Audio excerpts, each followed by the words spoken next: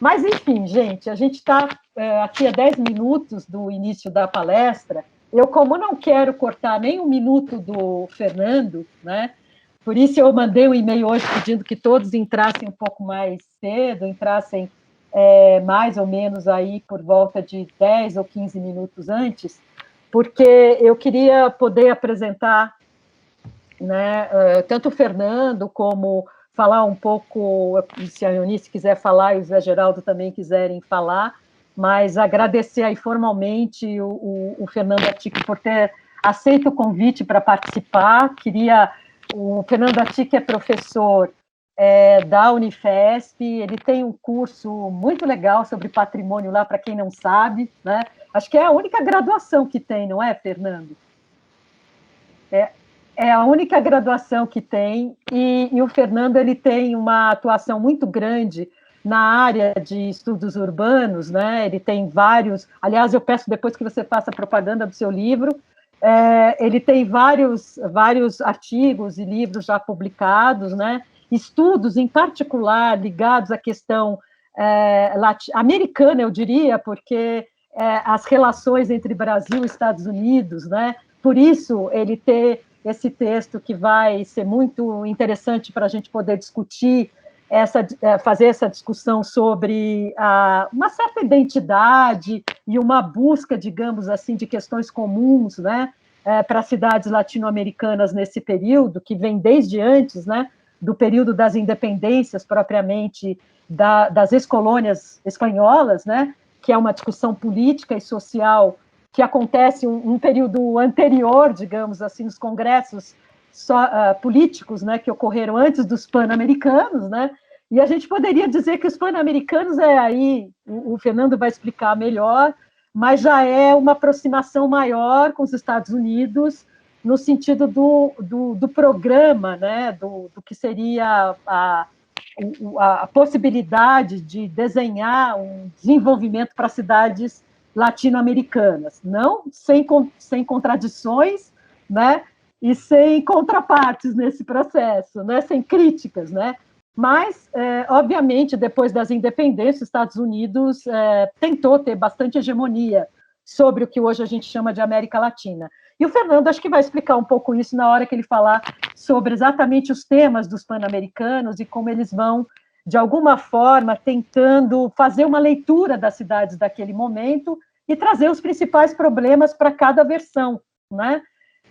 Esse curso está dentro das duas disciplinas, como todos sabem, do Mackenzie e da PUC, que a gente, vamos dizer assim, nós nos convidamos, né, a fazer juntos, dando um pouco sequência a outras atividades que a gente tem feito em conjunto, né, tanto na área de estudos urbanos, nós fizemos um livro recente coordenado pelo professor José Geraldo, né, sobre o Anhangamelo, e urbanismo em São Paulo, nós fizemos o CIU, que já teve um processo, vamos dizer assim, de tentar reunir algumas discussões, né, de trabalhos e de temas latino-americanos o ano passado, e a gente achou que devia dar sequência e aproveitar, né, todo esse esforço e dar continuidade a essas temáticas, né, em duas disciplinas que são distintas, né,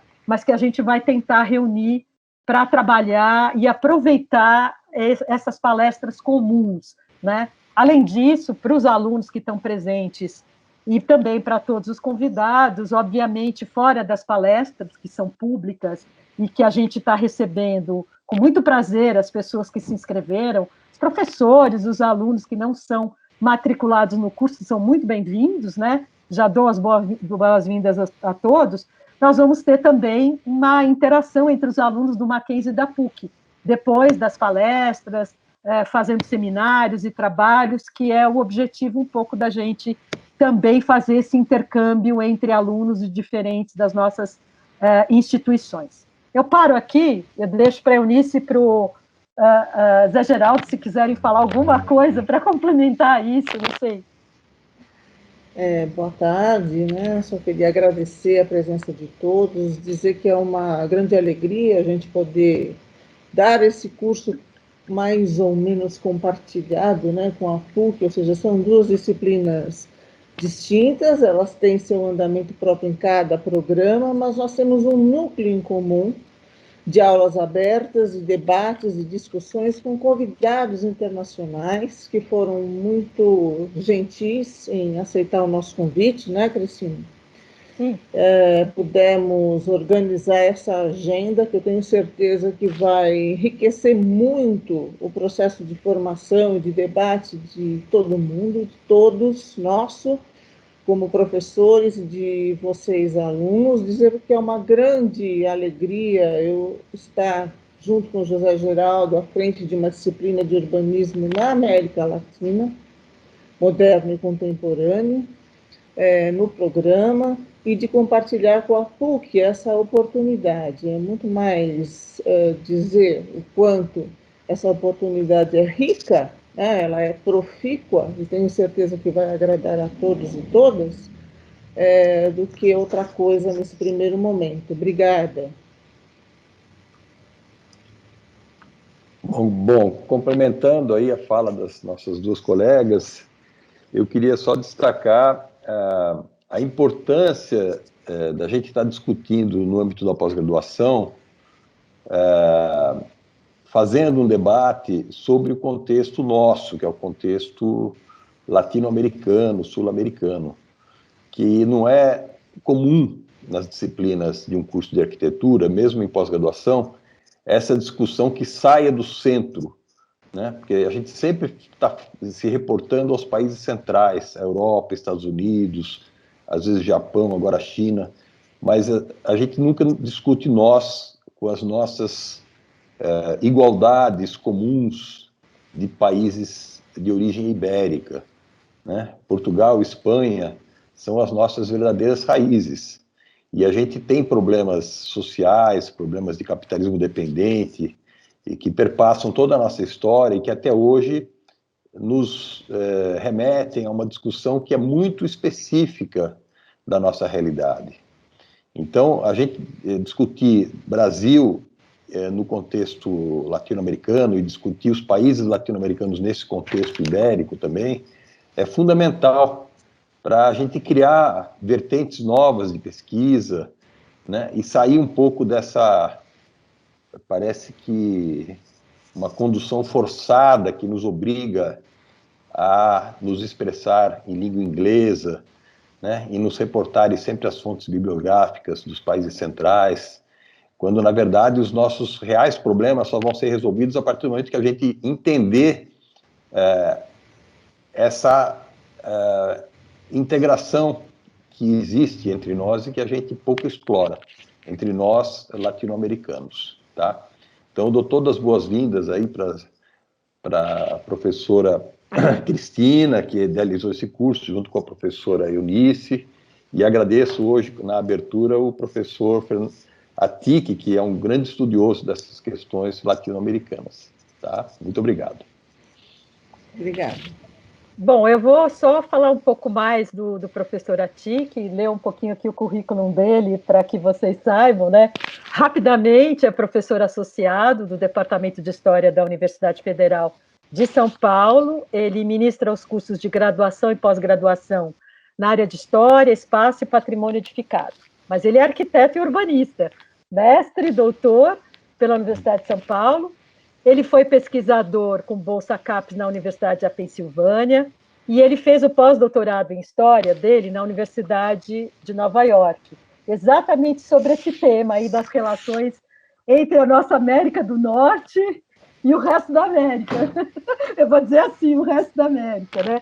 Por isso é tão interessante, porque eu acho que ele pode abrir um leque a partir dos pan-americanos também sobre essa questão de forma mais ampla para a gente. Eu passo imediatamente a palavra para o Fernando e eu queria pedir a todos que, por enquanto, durante a palestra dele, não houvesse nenhuma manifestação, claro, pedir que todos desliguem seus microfones e não, assim que ele terminar a palestra dele, aí então nós vamos abrir para a discussão e vocês vão poder, digamos assim, se manifestar e fazer perguntas à vontade para o professor Fernando Atik, tá?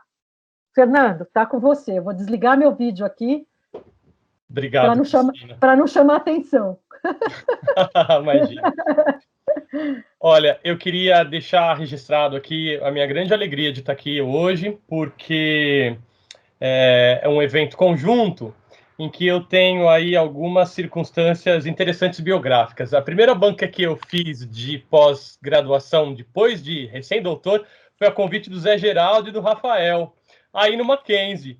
Então, Zé Geraldo é uma figura que eu admiro há muito tempo, e quando ele me convidou para participar da banca, eu fiquei super lisonjeado, então é muito agradável. Legal, nem lembrava. 11 anos e pouco, quase 12 já, tinha acabado de entrar na Unifesp, então te agradeço por isso, Zé Geraldo, pelo convite também de estar aqui, Legal. essa disciplina sua com a professora Eunice.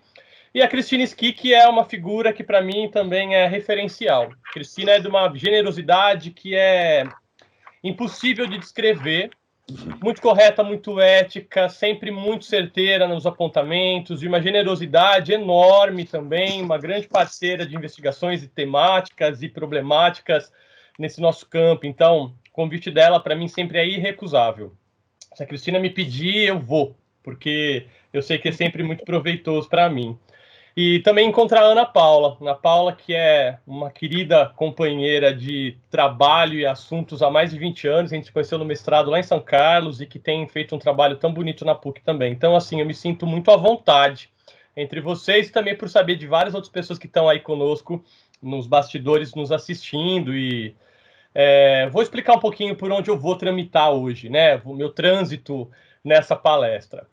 O meu doutoramento foi feito já há algum tempo atrás, e eu estava muito interessado em entender como é que essa ideia, até perversa, de que nós referenciamos todo o nosso trabalho arquitetônico-urbanístico aos países ditos centrais, que o Zé Geraldo muito bem enunciou, ainda era tão difícil de compreender, visto a contrapelo, para usar uma expressão do Walter Benjamin, né? Então, parecia que era uma passividade dos territórios latinos, ou até mesmo brasileiro, em relação a essas negociações, a esses diálogos, e como nós nos costurávamos também, enquanto personagens que lidavam com uma grande estrutura de articulação. Naquele momento, isso era 2003, eu escrevi um projeto de pesquisa, então, para o doutoramento na FAUSP, ingressei e fui me deparar com algumas dinâmicas que pudessem explicar como é que nós dialogávamos. E, dentre essas dinâmicas, saltou aos olhos uma indicação que tinha sido feita pela professora Margarete Pereira, no Rio de Janeiro, num trabalho que ela apresentou no Seminário História da Cidade e do Urbanismo, sobre os Congressos Pan-Americanos de Arquitetos. E eu me deparei com uma documentação muito importante, que também tem a ver com Mackenzie, que foi do Cristiano das Neves. Eu tinha encontrado na Biblioteca da FAO uma coleção de revistas da Sociedade de Arquitetos da Argentina, né, de Buenos Aires, para ser mais correto, que tinha pertencido ao Cristiano. E lá você tinha uma quantidade imensa de matérias, artigos, fotografias sobre os congressos pan-americanos que iam um pouco além do que a Margarete tinha enunciado e que estava muito ligada a uma preocupação dela naquele momento. A Margarete depois foi fazer outras investigações e eu resolvi ler esse material. E me deparei, então, com conexões que eram muito complexas de serem entendidas, mas também muito instigantes. Então, a minha tese, ela tentou, a partir de um nome, Arquitetando a Boa Vizinhança, entender que vizinhança era essa. Como é que os americanos, né, do norte, então, mais especificamente os Estados Unidos, que estavam ali fagocitando parte do México e buscando intromissões territoriais em vários outros países, liam a nossa latinidade, e como dentro dessa latinidade, o próprio ambiente brasileiro também era visto como um território passível de conversas. E, curiosamente, fazer o caminho de volta. Como é que os brasileiros se portavam junto a essa grande América, que era, pelo menos, estranha desde o Império, por ser um país isolado, da grande maioria, por falar português e não falar espanhol, e também por desejar uma aproximação com os Estados Unidos, pero no mucho. Então, essas conexões, que naquele momento ainda estavam começando a surgir, elas encontravam um grande campo fértil, teórico, dentro dos seminários de História da Cidade e do Urbanismo, na década de 2000, 2010, a discussão sobre ideias fora do lugar, lugar das ideias, circulação de ideias, que eram grandes preocupações que vinham da historiografia nossa, né, da arquitetura e do urbanismo, a partir de leituras da historiografia da literatura, com Robert Schwartz, mas também da própria história da América, feita, né, via de regra dentro dos próprios departamentos de História e Stricto Sensu, era um grande caldeamento para mim. Então, a minha tese, ela procurou fazer esse percurso. E o que eu vou mostrar hoje aqui para vocês é um pouco a sistematização de como lidar com esse grande universo. Eu vou pedir socorro para a Ana Paula, caso eu não consiga fazer a minha tarefa de casa, que é apresentar aqui a minha tela, porque eu sou uma figura complicadinha com isso. Tá aparecendo? Tá, isso, ok. Maravilha, então. Então, obrigado. Eu combinei com a Cristina que eu não vou me alongar muito, porque eu quero debater com vocês algumas coisas. Então, essa minha palestra tem esse título, Congresso Pan-Americano de Arquitetos, Constituição do Campo, e eu vou explicar depois por que essa palavra, do campo de atuação, e a resposta aos problemas urbanos entre 20 e 60, e eu sou o Fernando, da Unifesp. Eu começo com uma citação de um jornal de grande circulação, de envergadura, inclusive, muito grande mesmo, datado de 1919, que na tradução pode falar mais ou menos isso que está aqui. Então, sobre os congressos pan-americanos, o objetivo, na cabeça do editor, né, do New York Times, era o seguinte: contribuir para o desenvolvimento da arquitetura e dar um estímulo aos estudos artísticos e científicos relacionados com a profissão, né, de arquiteto, para lutar para uma melhor compreensão de todas as questões relacionadas à arquitetura, na resolução daquelas que as nações da América têm interesses, promover, por todos os meios ao seu alcance, os mais altos interesses da arquitetura, e para criar e manter estreitas relações de amizade e compreensão entre as instituições de arquitetura, associações e arquitetos individuais das Américas. Bem, chamava muito a minha atenção este editorial do New York Times, publicado no jornal de grande circulação, enunciando quais eram as grandes estratégias que esse grupo, que estava se articulando para um grupo de reuniões sistemáticas, que eles começaram a chamar de Congressos Pan-Americanos, deveriam despertar em termos de compreensão dos estadunidenses, né? É uma expressão que eu prefiro usar, americano, porque acho que todos nós somos americanos. Inclusive, nesse encontro, nessa suposta problemática de interação com os países colonizadores, até anterior à própria Constituição dos Estados Unidos. Mas o que chama atenção aqui são os verbos aplicados, né? Então, é estímulo, é luta, é promoção, é manutenção, criação. É como se tudo tivesse dentro de uma superfície extremamente desconectada ou praticamente inexistente. Então, o New York Times, ao despertar do seu público leitor a necessidade de se prestar atenção nessas entidades, nos acende uma lanterna que é, opa, esse tipo de articulação e organização profissional atraiu a atenção dos americanos. Então, isso significa que nós estamos falando de algo que pode vir a ser lucrativo, tanto em termos simbólicos, e por isso eu estou usando campo de atuação, eu faço menção aqui a uma ascendência que eu tenho analítica ao Pierre Bourdieu, em que a noção de campo é algo fundamental para que a gente interaja entre os atores que ali estão fazendo parte da sua trajetória, mas também, não apenas em termos mercantis para os americanos do norte ou para os estadunidenses, também em termos de oportunidades. Vamos pensar que em 1919, nós tínhamos uma guerra recém-terminada, né? A Primeira Grande Guerra Mundial. Os americanos tinham conseguido um cenário no mercado distribuidor de publicações, de armamentos até, de produtos enorme. Eles tinham conseguido se inserir num nicho de mercado que os britânicos tinham como dominante ao longo do século XIX, nas primeiras décadas do século XX, com grande proeminência. E esse temor que eles tinham de, com o final da guerra, o Reino Unido pudesse voltar a ter uma grande estrutura de competição com eles, fez com que eles olhassem para os nossos territórios ao sul, né, de onde eles estavam, tentando buscar outras situações. Então, há um olhar prospectivo por parte desses americanos do norte para com as nossas 3 Américas, inclusive com as deles, se a gente olhar para o lado oeste, em que o território das antigas possessões hispânicas, que já transformados aí, sobretudo nos estados do Novo México, Texas, Califórnia, eram ainda algo que precisava ser mais bem estruturado dentro da sua colocação. Então, vejam, mesmo usando uma fonte que é dos Estados Unidos, eu não estou fazendo uma celebração pura e simples do que o jornal está querendo dizer. Eu estou lendo a contrapelo, eu estou lendo contra a luz as intenções que vão depois aparecer dentro da própria montagem desses congressos. Por quê? Porque os congressos não nasceram nos Estados Unidos. Os congressos pan-americanos de arquitetos não são exatamente uma idealização. A ideia de origem, ela é por si complicada, porque ela pressupõe um ser criador e dali uma emanação. Mas quando a gente usa essa expressão no plural, ela permite ver que há uma concatenação de diversas entradas.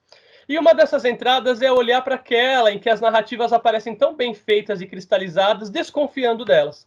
Então, essas origens quase mitológicas que a nossa própria historiografia tem feito sobre os congressos pan-americanos de arquitetos, há um marco, né? Um marco meio pacífico, que é exatamente 1914, o ano em que a guerra começa. Então, a Sociedade Central de Arquitetos do Uruguai, que era presidida por arquitetos vinculados, inclusive, ao cenário militar, como Alfredo Campos, Alfredo Baldomiro, Horácio Acosta e Lara, que são personagens centrais para a compreensão dos fluxos, inclusive, profissionais. O Uruguai vai ser um país com uma faculdade de arquitetura imensa, pública, com muitos alunos, com um sistema de formação que até hoje é invejável, tinha dentro de si alguns ímpetos. Para conhecer melhor essa problemática, eu recomendo a dissertação de mestrado do Leonardo Novo, que hoje é meu co-orientando de doutorado na Unicamp, ele é orientando da professora Josiane Serrazoli, que fez uma dissertação de mestrado super importante para que a gente pudesse ler quais são os interesses dessa Constituição Profissional dos Arquitetos a partir dos congressos pan-americanos. Ele defendeu na Unicamp, está disponível, dentro em breve, acho que mais um ano e pouco, o Leonardo também vira doutor, avançando, inclusive, em aspectos mais contundentes dessa articulação do continente em torno dos congressos pan-americanos. Mas para a nossa história aqui, para o que eu quero problematizar, 1914 é um ano curioso, porque a guerra começa. E essa sociedade, ela propõe a criação, então, dos congressos pan-americanos, visando já a constituição de uma certa reunião que tivesse uma periodicidade, no primeiro momento bienal, eles acabam depois chegando a um acordo que deveria ser trienal.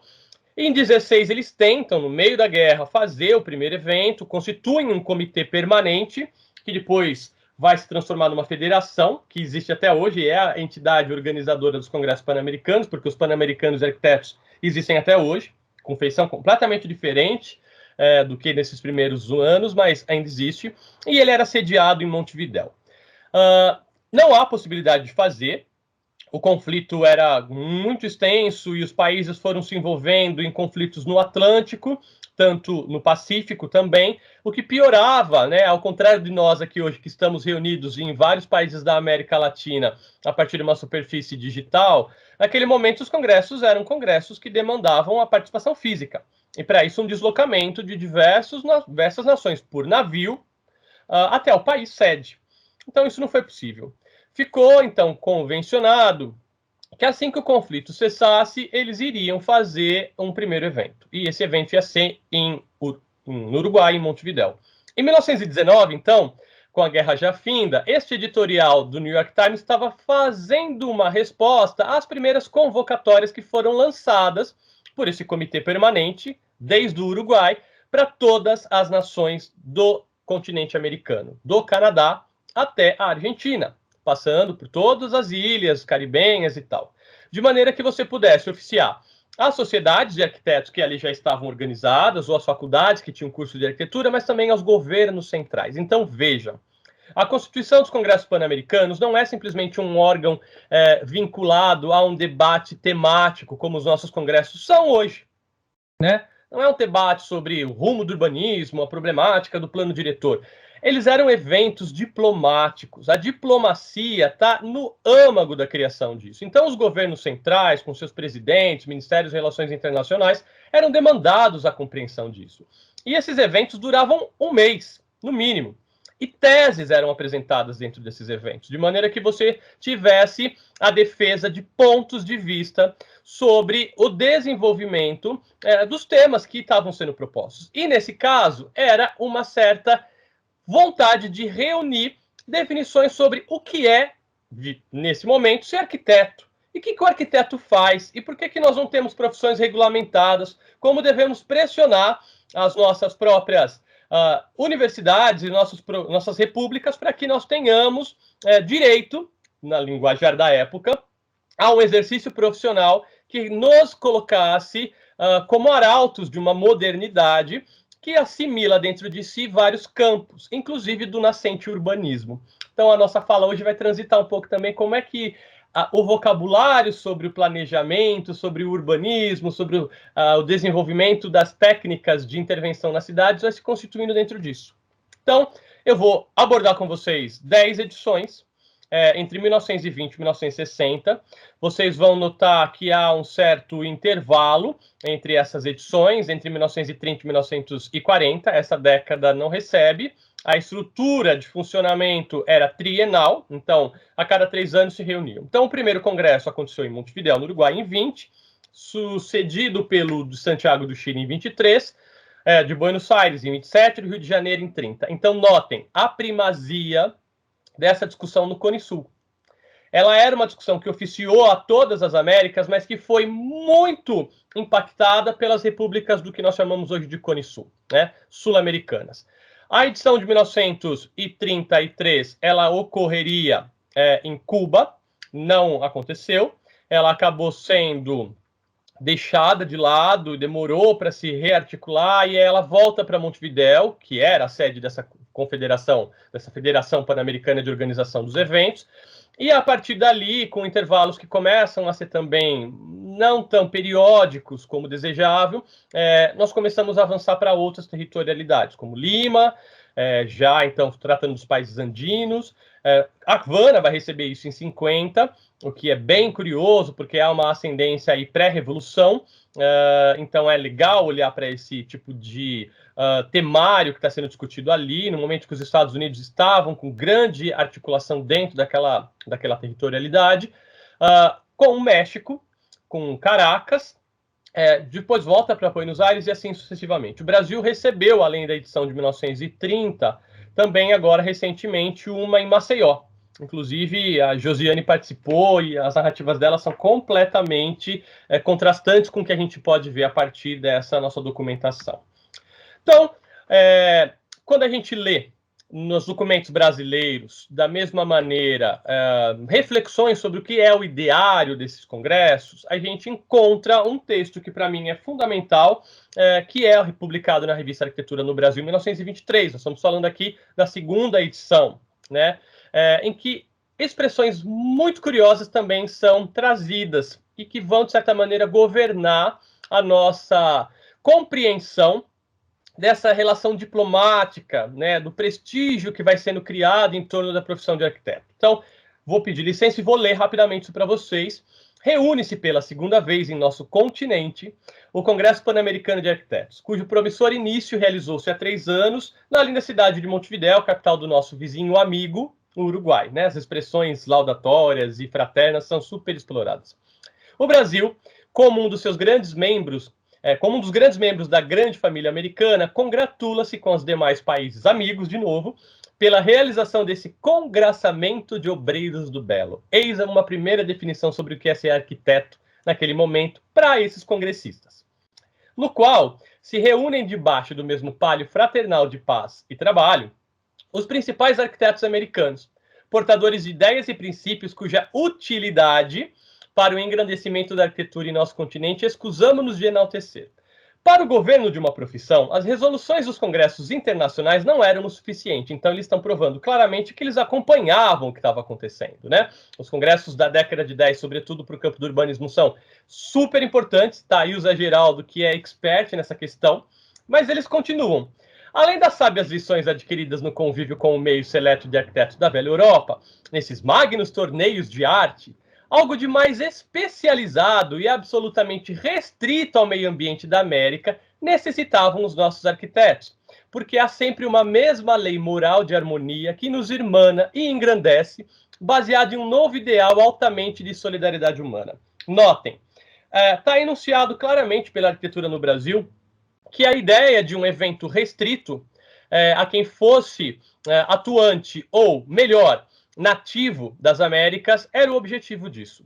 E eles também colocam claramente que eles não estavam fazendo isso à revelia do conhecimento dos congressos internacionais, sobretudo os europeus, né, que éramos mais proeminentes naquele momento, mas eles queriam colocar questões que eram específicas do desenvolvimento das nossas cidades e da nossa construção americana. Americana pensada como nós, da Terra do Fogo até o Círculo Polar Ártico. Essa dimensão exclusivista, se por um lado ela não restringe a participação dos Estados Unidos, e nós vamos entender por quê, por outro lado, ela só vai permitir a participação de pessoas fora das Américas se eles fossem observadores ou se eles tivessem algum tipo de convite elaborado para dirimir questões que eram verificadas como muito desenvolvidas naqueles lugares. E isso vai ser muito curioso, porque esses congressos vão adquirir uma proporção imensa, muito grande mesmo, em termos de participação, e levando em consideração que eram congressos caros, porque você tinha que pagar o seu deslocamento de navio, a sua hospedagem por mais de um mês, diárias, representações oficiais, levando então a uma atividade que era elitista. Mas como toda profissão, nesse momento fundacional da décadas de 20, 30, no campo da arquitetura e do urbanismo, se prestava também a uma espécie de compreensão desses congressistas como emissários de uma determinada discussão política. Se não é exatamente um congresso político, como os congressos pan-americanos do século XIX, os congressos pan-americanos que saltam, sobretudo a partir da última década do XIX, para as carreiras profissionais, e nós vamos ter nesse momento congressos dos educadores físicos, dos pedagogos, dos arquitetos e de várias outras entidades, eles estão tentando garantir a perpetuação de uma discussão profissional dentro das repúblicas que estavam aí, em alguns casos completando seus primeiros centenários, e em outras se articulando como uma entidade nova, como o caso do Brasil. Na minha tese, eu tentei olhar para essa noção de pan-americanismo, tentando compreender como, naquele momento, os congressistas brasileiros envolvidos com a discussão pan-americana viam essa aproximação. Então, no território brasileiro, a gente tem pelo menos 4 considerações. Eu defendo isso. Há uma de completo rechaço, que é muito articulada pelo Eduardo Prado, e o seu livro A Ilusão Americana, de 1903, é fundamental para isso. Um livro que contraria, inclusive, a própria República Brasileira. Há também uma aproximação muito pragmática do Barão do Rio Branco, que era diplomata. Então, para ele, em várias cartas e vários escritos que eu amealhei, ele diz claramente, olha, os americanos e os outros países querem convívio com a gente quer deles em troca tal coisa. Se eles forem nos oferecer, a gente oferece o que eles querem. Se eles não quiserem, nossas fronteiras estão fechadas. Ponto. Uma postura crítica do Oliveira Lima, que também é um político com grandes relações internacionais e vai trabalhar também com relações diplomáticas, que eu chamei de postura crítica, na medida em que ele tenta fazer sempre uma leitura também, usando a expressão, a contrapelo dessas reais intenções desses países, mas que não é de rechaçar. Ele quer saber qual é esse tipo de vinculação que precede uma certa negociação. Então, ele coloca em vários dos seus livros, publicados até pelo Senado brasileiro, a necessidade de diálogo entre os países que são vizinhos, mas também não cair numa certa armadilha de que nós somos todos compreensivos uns com os outros, um pouco parecida com posturas que a gente tem também no continente, que hoje eu não vou fazer, porque acho que ao longo do curso vai acabar surgindo para vocês. E uma aproximação fraternal, que é do Joaquim Nabuco, que, curiosamente, vai ser o nosso grande embaixador, porque ele era enorme de altura, tá? É uma brincadeira, mas também porque ele foi um estadista muito importante como embaixador brasileiro em Washington. E ali ele faz uma sequência de celebrações. Os seus textos circulavam na grande imprensa. Então, conforme a gente lê as manifestações dos congressistas pan-americanos e arquitetos, nós podemos perceber com quem que eles estão dialogando e qual é o tipo de ambiente formador dessa inteligência que ali está se manifestando. Então, vou pegar duas situações bem específicas para entender que, via de regra, os congressos pan-americanos de arquitetos nas primeiras edições estavam irmanados num conceito que é o do Nabucco, né, de trazer benefício e progresso, fraternal, que também era compartilhado pelo Sarmiento.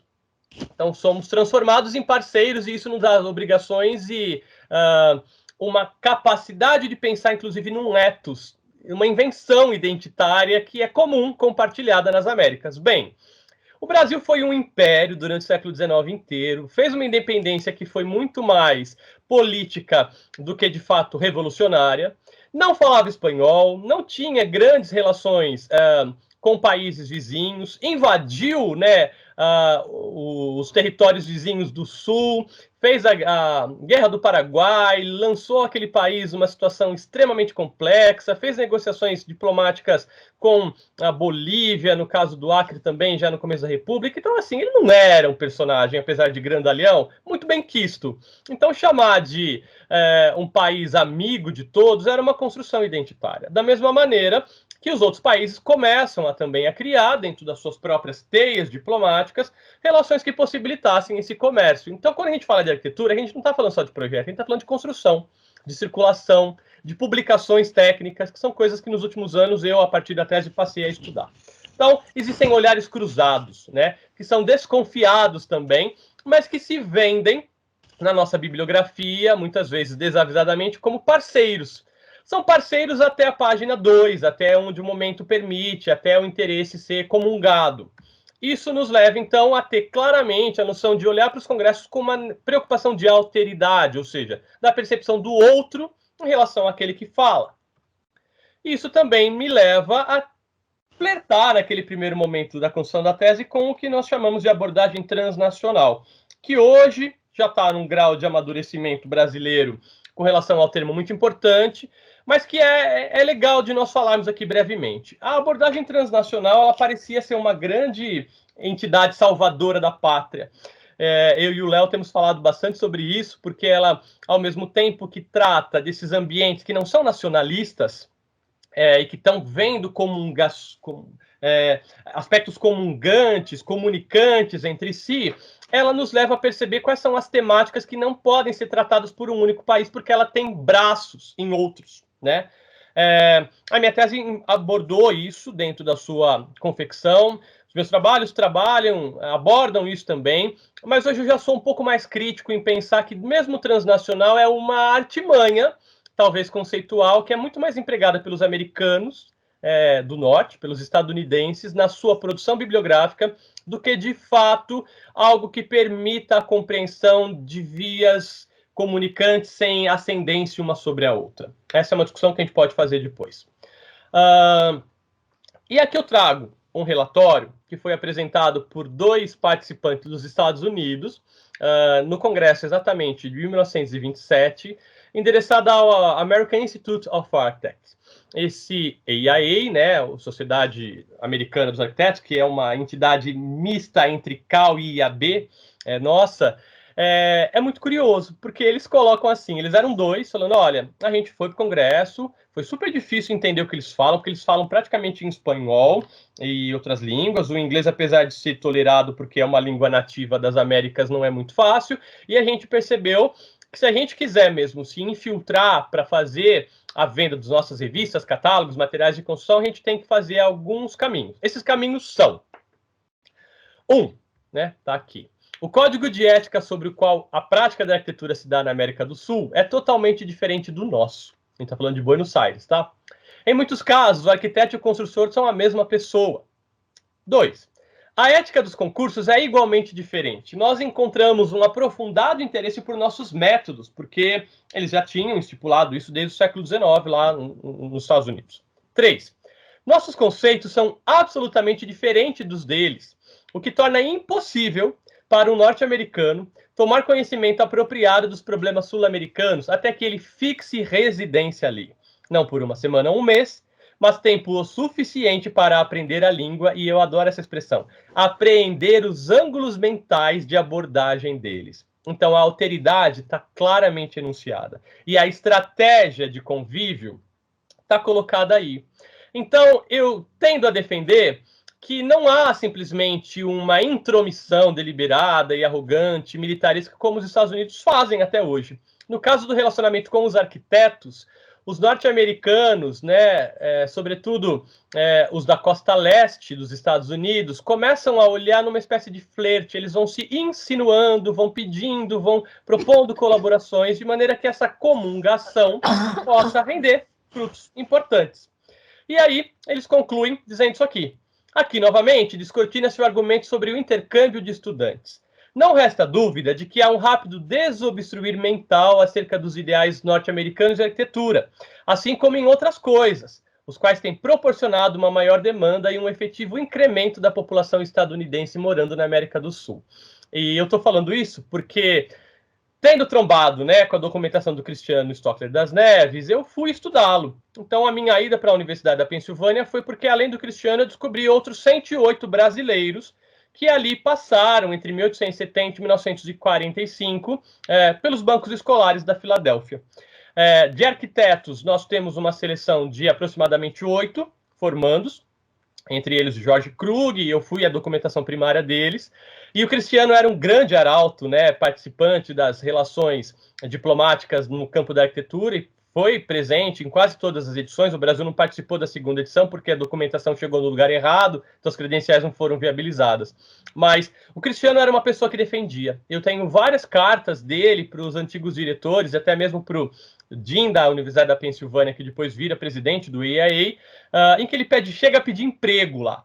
Então, quando eles estão falando, né, dessa interesse sobre os métodos, nós estamos falando de entidades como o próprio curso do Mackenzie, vários outros cursos de pessoas formadas que estão dentro da difusão da ideia do pan-americanismo na arquitetura, que faz, sim, com que haja uma produção enorme de revistas circulando, de profissionais dando aula, que mesmo numericamente não muito grandes, causavam uma certa aura de interesse, né? Então, isso eu acho que está cristalizado nessa última frase.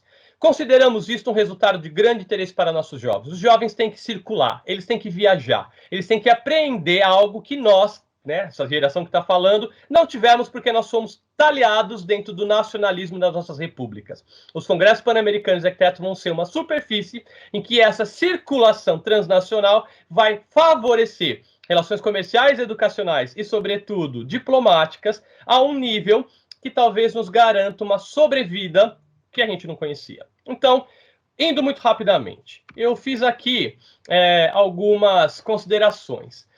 No Congresso de 1920, se propôs um debate muito curioso, muito calcado na dificuldade de se ter casas apropriadas para os habitantes obreiros nas Américas. Então, as habitações rurais, que ainda o ambiente rural era predominantemente ocupado em detrimento das cidades, eles são tratados naquele momento. Também se discute edificações coletivas como forma das habitações salubres aparecerem, porque os conventígios, os cortiços eram grandes preocupações, havia muitas teses colocadas sobre isso. Também a necessidade de criação de abrigos noturnos, porque já havia uma certa noção de pessoas que não tinham casas, então havia uma população em situação de rua colocada, e era uma responsabilidade ética dos arquitetos. E havia também uma proposta do Banco Nacional Construtor de Casas Econômicas. Nesse Congresso de 20, é curioso quando a gente vai para a década de 20 e olha no Brasil a construção de um albergue da Boa Vontade, que vai ser feito aí anos depois, projeto de Gerson Pinheiro, do Afonso Ride, que é uma certa resolução que frutifica no Brasil.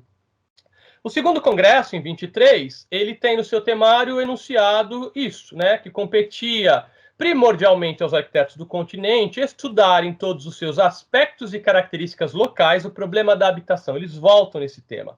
E como favorecer a criação de casas econômicas para evitar a proliferação de ambientes julgados promíscuos e fora, inclusive, das normas de salubridade. Então, nesse congresso de 23, o papel do Estado e das cooperativas habitacionais é muito debatido, a tese sobre isso, há um debate sobre seguro habitação, a criação de caixa de crédito hipotecário, um Banco Nacional, construtor de casas econômicas, o desenvolvimento de indústrias e também de padronização de elementos construtivos pelo próprio Estado, algo que depois o Gabinete de Resistência dos Materiais vai propor e vai dar origem ao IPT aqui. As necessidades de concursos para projetos tipos de vivendas, de maneira a criar uma política nacional. E no Brasil, a gente tem, curiosamente, o aparecimento da Lei Eloy Chaves permitindo a construção dessas caixas hipotecárias, que vai ser o berço, inclusive, dos IAPs depois. O terceiro congresso, em 27, aparece a palavra urbanismo pela primeira vez, no seu sentido mais próximo do que a gente faz, né? Então, o urbanismo é a ciência intimamente ligada com a arquitetura, então ela não deveria ser vista dissociada a essa incorporação da ciência nova ao métier, porque ela é a responsável por limitar a densidade exagerada das edificações sobre as vias tradicionais das cidades americanas, né? Grande parte delas de origem ainda fundadora pelos colonizadores. Mas também porque o urbanismo competia à confecção de planos reguladores ou de extensão. Quando a gente olha, então, resumidamente, para o que está sendo discutido em teses ali, a gente tem leis para cooperativas, mutuárias e sociedades construtoras habitacionais. Começa a aparecer as propostas de planos reguladores, diretores ou gerais, a nomenclatura ainda não era muito acertada. Propõe-se, né, em teses também apresentadas, a abolição de elementos decorativos nas construções, de maneira que pudesse baratear, então, e com isso construir mais. A criação de museus sociais, a gente está falando da Argentina, e o Museu Social na Argentina é uma entidade fundamental, inclusive para o desenvolvimento do urbanismo.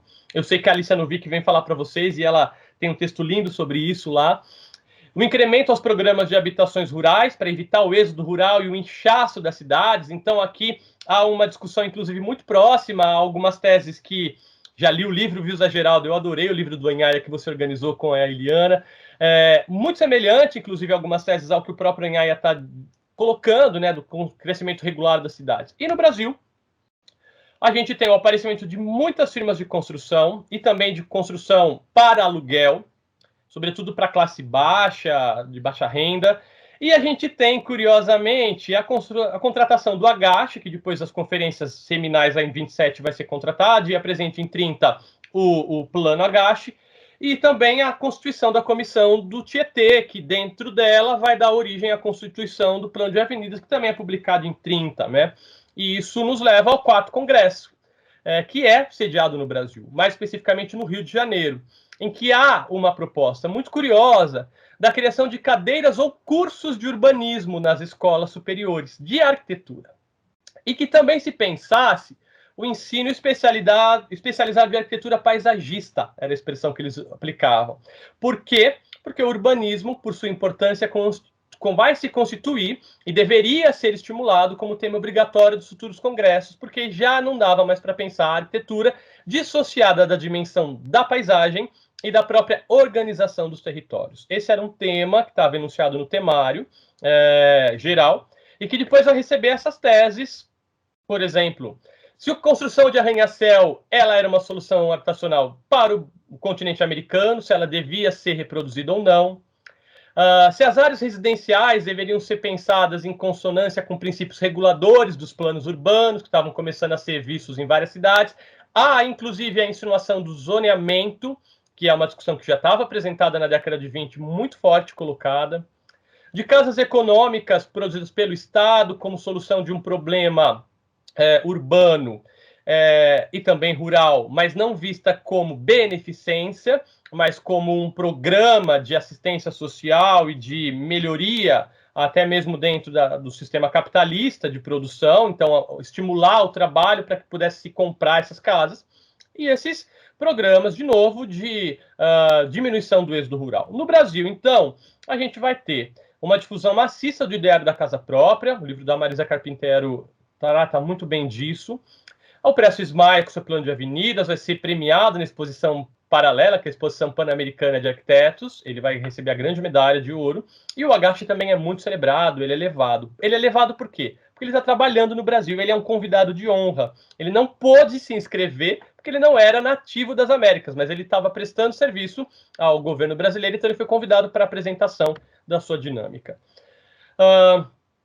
No 5º Congresso, há uma proposta da criação de uma Conferência Pan-Americana de Urbanismo, então o urbanismo, apesar de ser atrelado aos congressos pan-americanos, começa a ter vida própria, e ali começam a ser pensadas soluções que pudessem garantir essa melhoria da ciência que trata das cidades, com a criação de institutos oficiais autônomos de urbanismo e urbanística, para levar a cabo uma ação coordenada de investigações, né? Então, o urbanismo é sempre visto como ciência, e a essa ciência está introjetada uma dimensão investigativa, o que é fundamental, inclusive, para que vários projetos que começam a figurar, tanto como teses, mas também nas exposições, pudessem ser compreendidos como soluções inequívocas.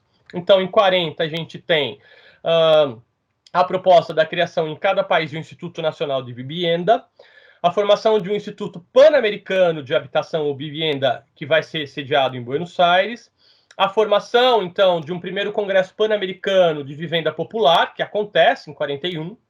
No Brasil, os IAPs têm uma produção gigante sendo colocada. O Eduardo Nizzi de Mello, inclusive, participa deste evento e se diz convertido ao modernismo por ver essa grande experiência compartilhada dessa fusão arquitetura e urbanismo e produção estatal de planos e habitação.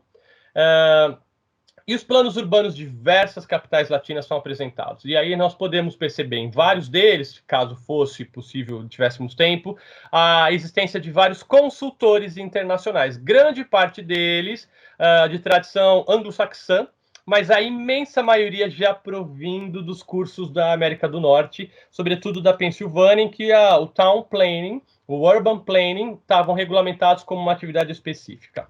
Então, o 6º Congresso, ele acontece em 47, e a gente tem dentro dele uma possibilidade muito clara de compreender esta possibilidade de diálogo, né, num pós-guerra europeu, com emissários de Portugal, da Espanha e da França, porque eles começam a perceber que grande parte das políticas habitacionais e de desenvolvimento de cidades poderiam ajudar até mesmo na reconstrução que eles estavam ali enfrentando. Então, em 47, a gente tem um debate enorme sobre unidades de vizinhança cabíveis ou não para a nossa realidade latina, uma discussão sobre a massificação habitacional para evitar a expansão das cidades, uma discussão também muito grande sobre quais conteúdos se ensinar nas escolas de arquitetura. Nesse momento já se percebe que os cursos não têm uma convergência. Então, essa circulação dos estudantes que começa a acontecer ao longo da década de 40 esbarrava em falta de conhecimento conteudista. E aí se começa a falar que o título a ser empregado não é mais engenheiro arquiteto, nem só arquiteto, e urbanista não pode ser um título autônomo. Então, se defende o arquiteto e urbanista. No Brasil, essas reflexões dão origem a um debate que está par e passo com o que estava acontecendo, porque o Brasil era participante ativo disso, né? Em 48 se funda a FAUSP, saindo da Poli. Em 47, a FAU Mackenzie é organizada, primeira escola de arquitetura e urbanismo, né, efetivas aqui entre nós, e a SAGMAX também é organizada em São Paulo, com o Lebré. Então, a gente tem uma efervescência do campo e uma consolidação da importância do profissional que é inequívoca.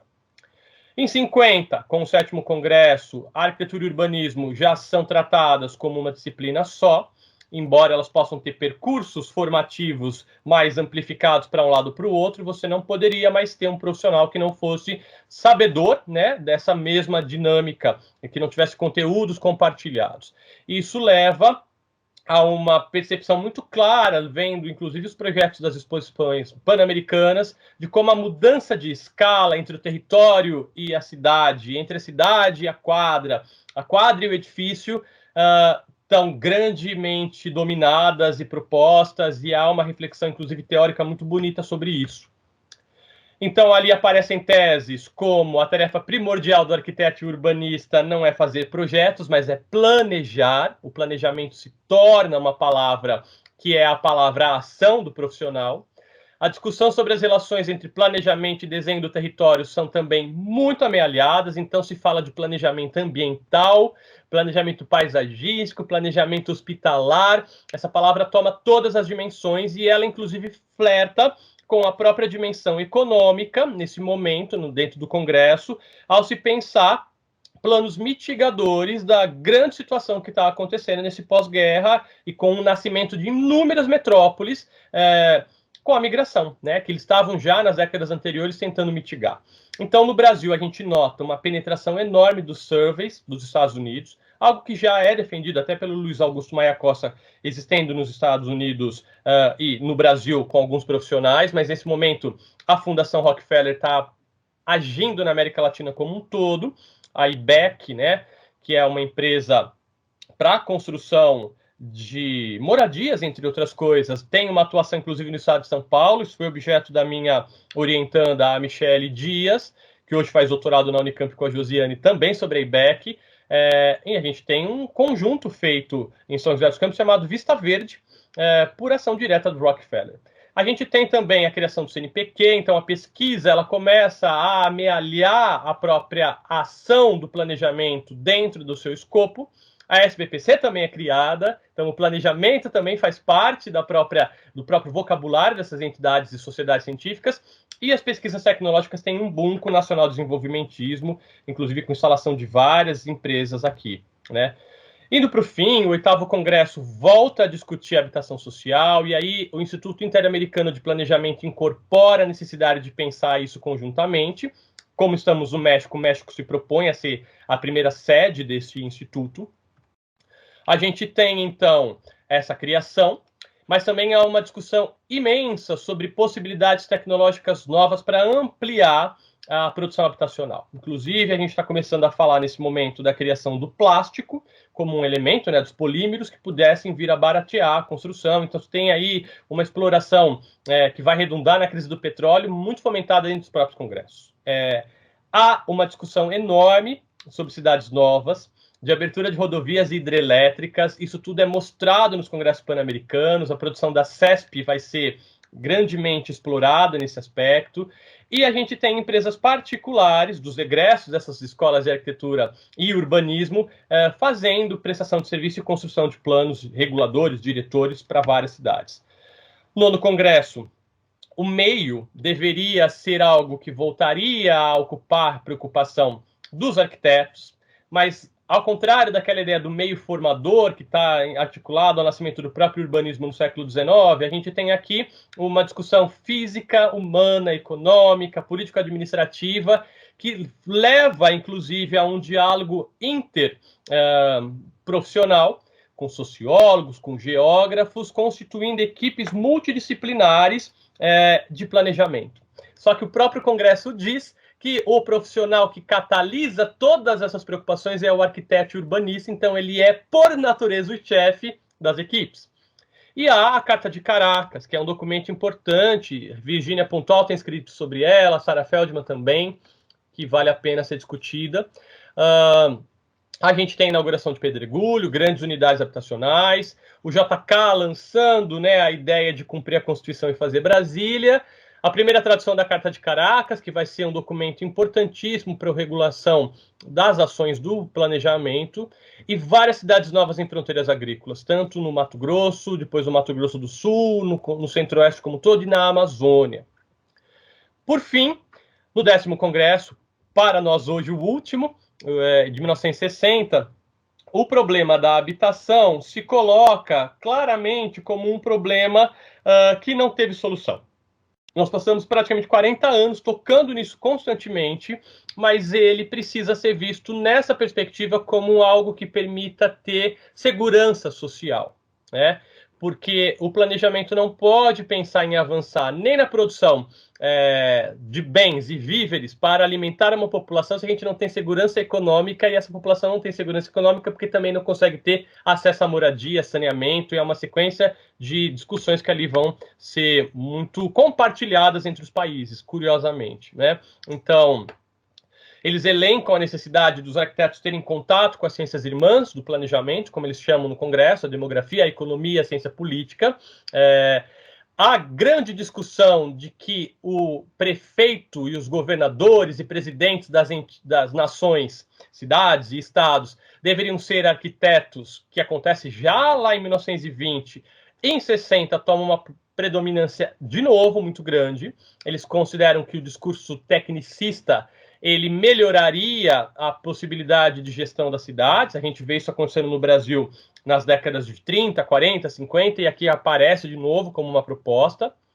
No Brasil, se inaugura Brasília, muitas fundações de planejamento são criadas, a Cristina Leme, o Zé Geraldo faz parte desse grupo, tem estudado isso nos últimos anos, a década de 60 tem merecido uma historiografia importante, e surge o BNH em 64, que vai fazer também parte grande aí das nossas paisagens construídas. Então, concluindo, há, de fato, a existência de um debate institucionalizado nas Américas, e as questões que são mais ou menos recorrentes nesses 40 anos de Congressos Pan-Americanos, né, além da própria definição do que é o arquiteto, de como o urbanismo se aproxima à nossa própria ação, diz respeito à feição e melhoria das cidades, recorrentemente, a regulamentação profissional e qual é o papel do arquiteto, mesmo quando em diálogo com outras profissões, a difusão de modelos teóricos e práticos para a formação dos profissionais. Então, há uma discussão referenciada que acontece tanto nas exposições correlatas, quanto nos eventos correlatos, quanto nas próprias teses apresentadas. Há também uma defesa do patrimônio edificado, que hoje eu não falei, mas que se coloca, sobretudo para os países andinos, para o México, para algumas nações que tiveram descobertas arqueológicas como fundamental, e não era possível, então, pensar o planejamento sem articular a pré-existência, e também há uma notável ampliação do vocabulário técnico, do tecnicismo, ou seja, da tecnocracia, como linguagem do planejamento em múltiplas escalas. Esse é um grande panorama. Eu peço desculpas porque é impossível dar conta de um arco temporal tão grande sem fazer recortes. E esses recortes, como toda cisão, deixa de fora muitas partes. Mas eu acho que para uma discussão a gente pode dizer que cruzar os olhares, né, os meus sobre a documentação, de outras pessoas que já passaram por ela, mas também desse grupo de pessoas, pode nos ajudar a pensar muito sobre quem nós somos profissionalmente. Essa é uma foto do Congresso Pan-Americano de Arquitetos de 1930 no Rio de Janeiro, e nessa imagem nós temos uma única mulher, sentada bem ao meio, que é Carmen Portinho, ladeada pelo Agache, no Palácio do Catete, sede da Presidência da República. Eu sou o Fernando, meu e-mail está aí, estou à disposição para o nosso debate. Cristina, obrigado.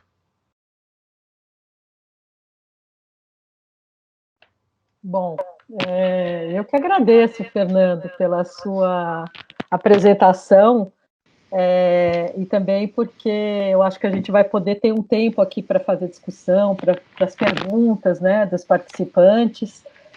Antes de mais nada, eu queria corrigir aqui uma falta de educação minha. Eu esqueci de apresentar a professora Ana Paula Fará, que está colaborando nessa disciplina, tem ajudado muito, porque sem a colaboração dela, a gente não conseguiria fazer essas sincronias todas, os contatos e a organização toda que está por trás, né, desse acontecer das duas disciplinas com palestras, né?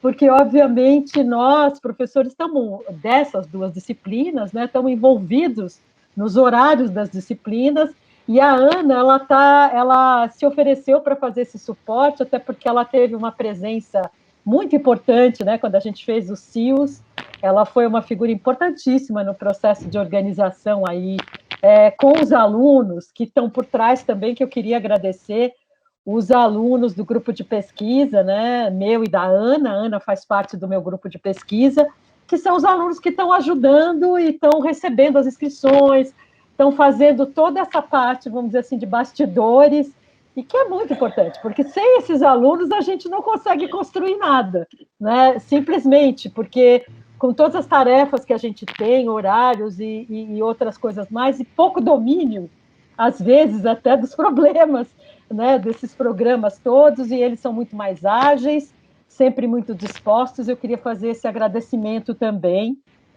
E já queria deixar aberto aí para perguntas. Eu não interferiria mais para a gente poder ter esses 30 minutos para perguntas aí dos assistentes, né?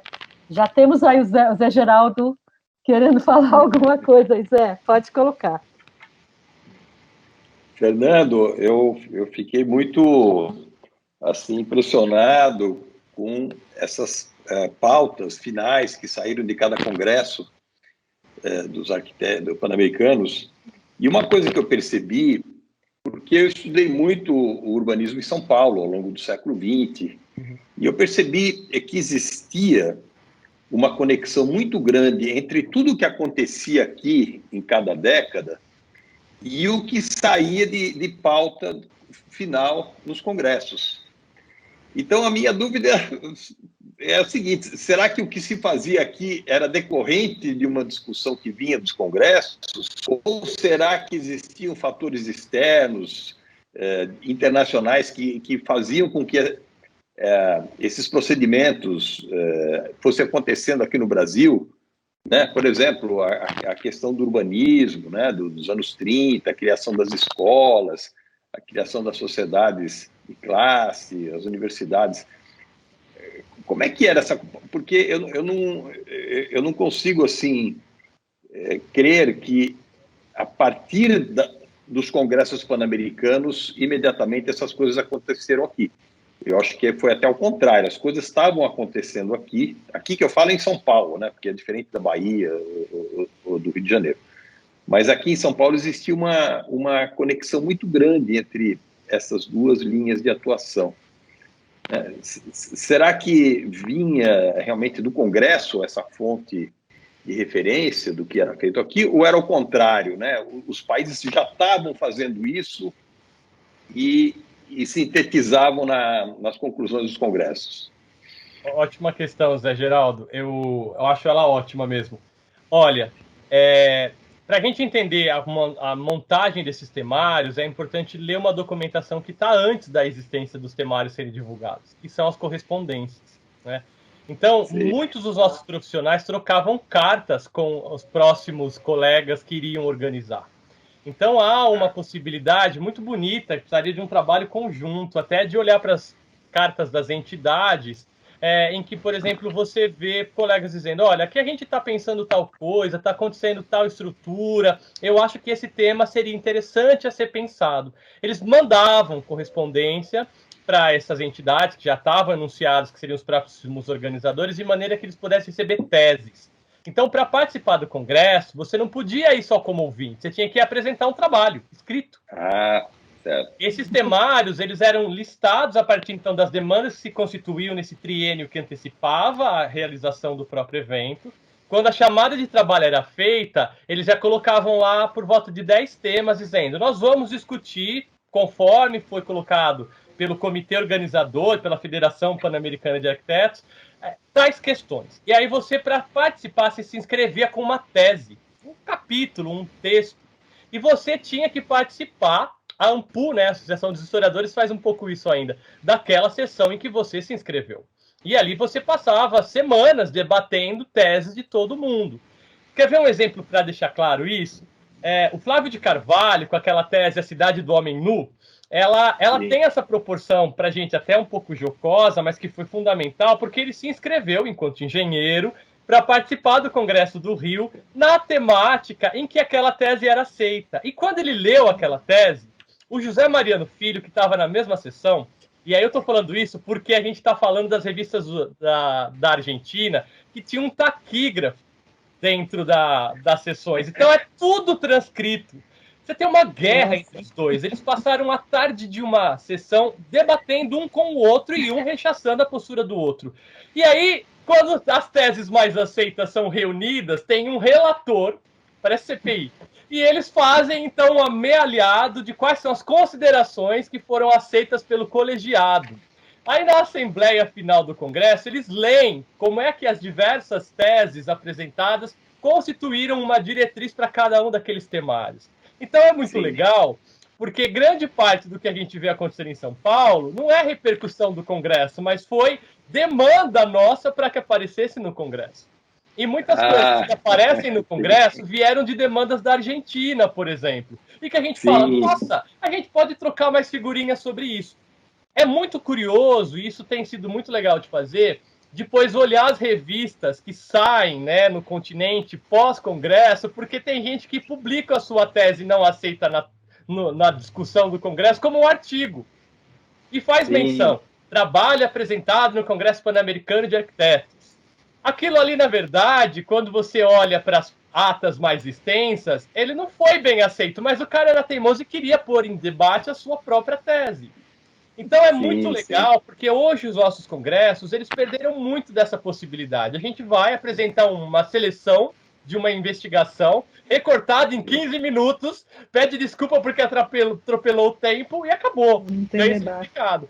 Lá não, eles ficavam 3 a 4 semanas debatendo intensivamente na sessão que lhe dizia respeito. Então, arranha-céus foi uma discussão enorme no Rio de Janeiro, porque eles achavam que o Rio não deveria ter.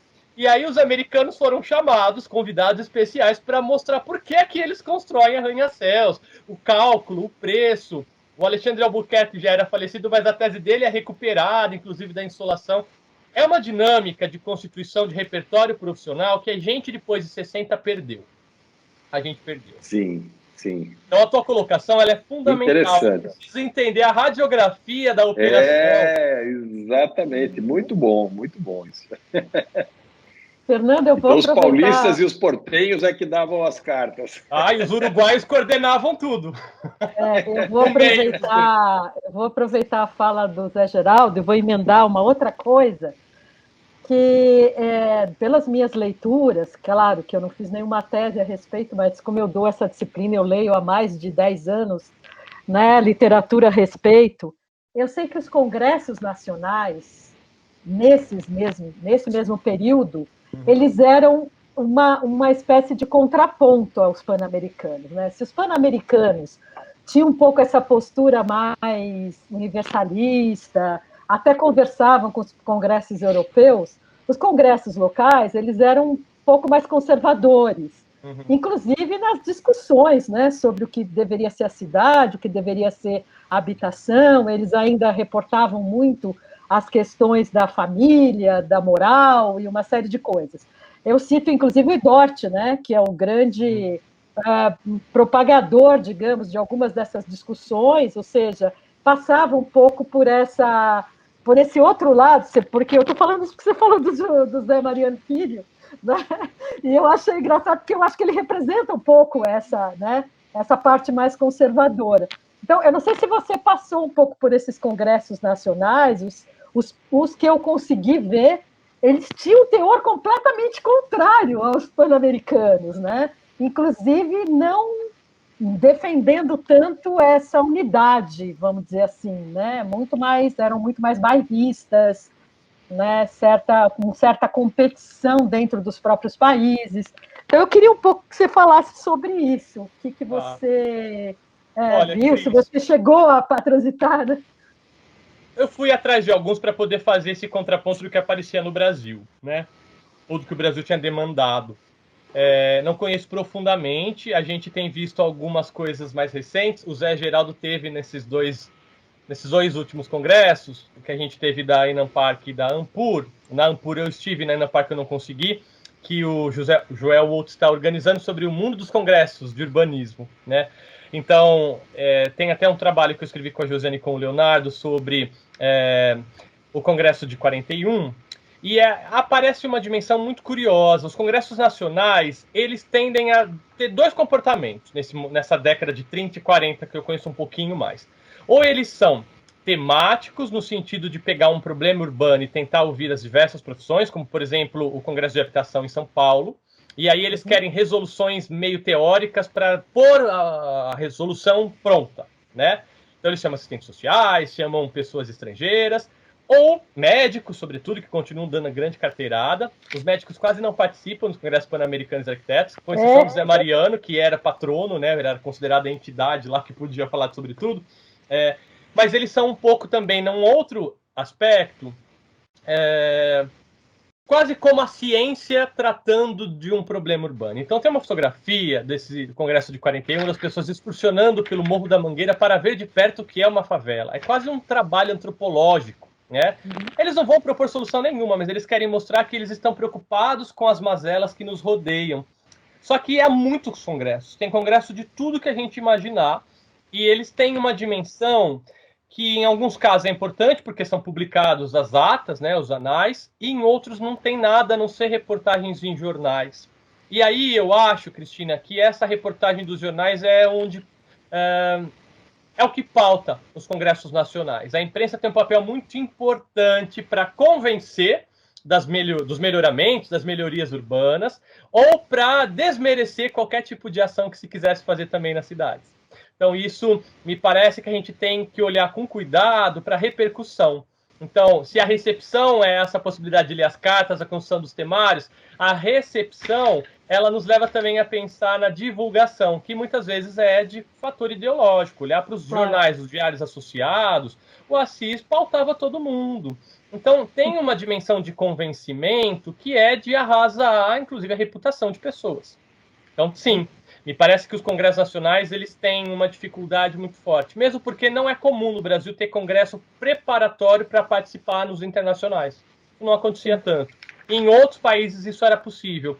No México eu vi alguma coisa e nos Estados Unidos eles faziam conferências para ir para o congresso XYZ internacional, inclusive para os pan-americanos. Por quê? Os emissários, e aí não eram só congressistas, eram emissários, tinham tarefa de prospecção para fazer nesses debates.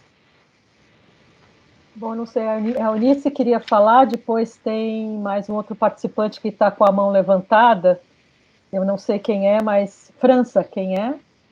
É o nosso aluno. Ah, tá, então acho que a gente já podia fazer as duas perguntas, aí o Fernando podia falar um pouco, e daí a gente faz outra rodada. Tá bom. Tá. Então sou eu agora? Sim. Então, aqui primeiro eu queria agradecer a sua palestra, né? Dizer que é um tema realmente importantíssimo, né? Desconhecido, né? Pouco difundido. Acho que isso é extremamente enriquecedor para o curso, né? E para o entendimento do desenvolvimento do urbanismo na América Latina e no Brasil. Queria fazer um primeiro comentário e depois duas perguntas, né? Assim, esses congressos eram amplos, eles não eram homogêneos, não eram uníssonos, eles incluíam temáticas que iam desde a defesa, né, da arquitetura como arte técnica, preceitos que claramente vieram tanto da matriz eurocêntrica quanto da Pensilvânia.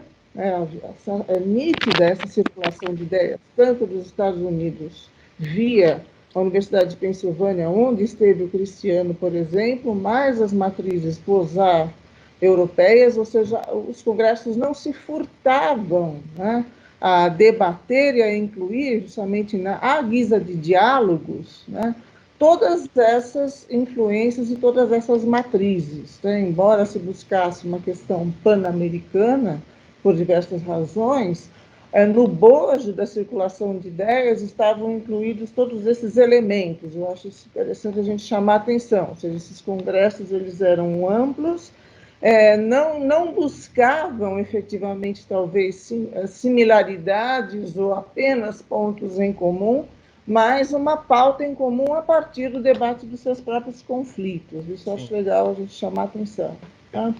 Acho que esses congressos realmente têm uma importância muito grande para a efervescência do campo das ideias, né?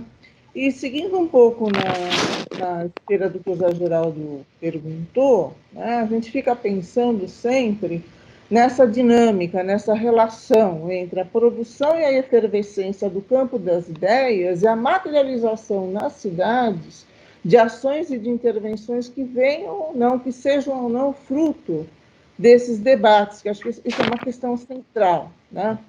E dentro disso, né, eu fiquei pensando, eu tenho algumas dúvidas, algumas curiosidades, né?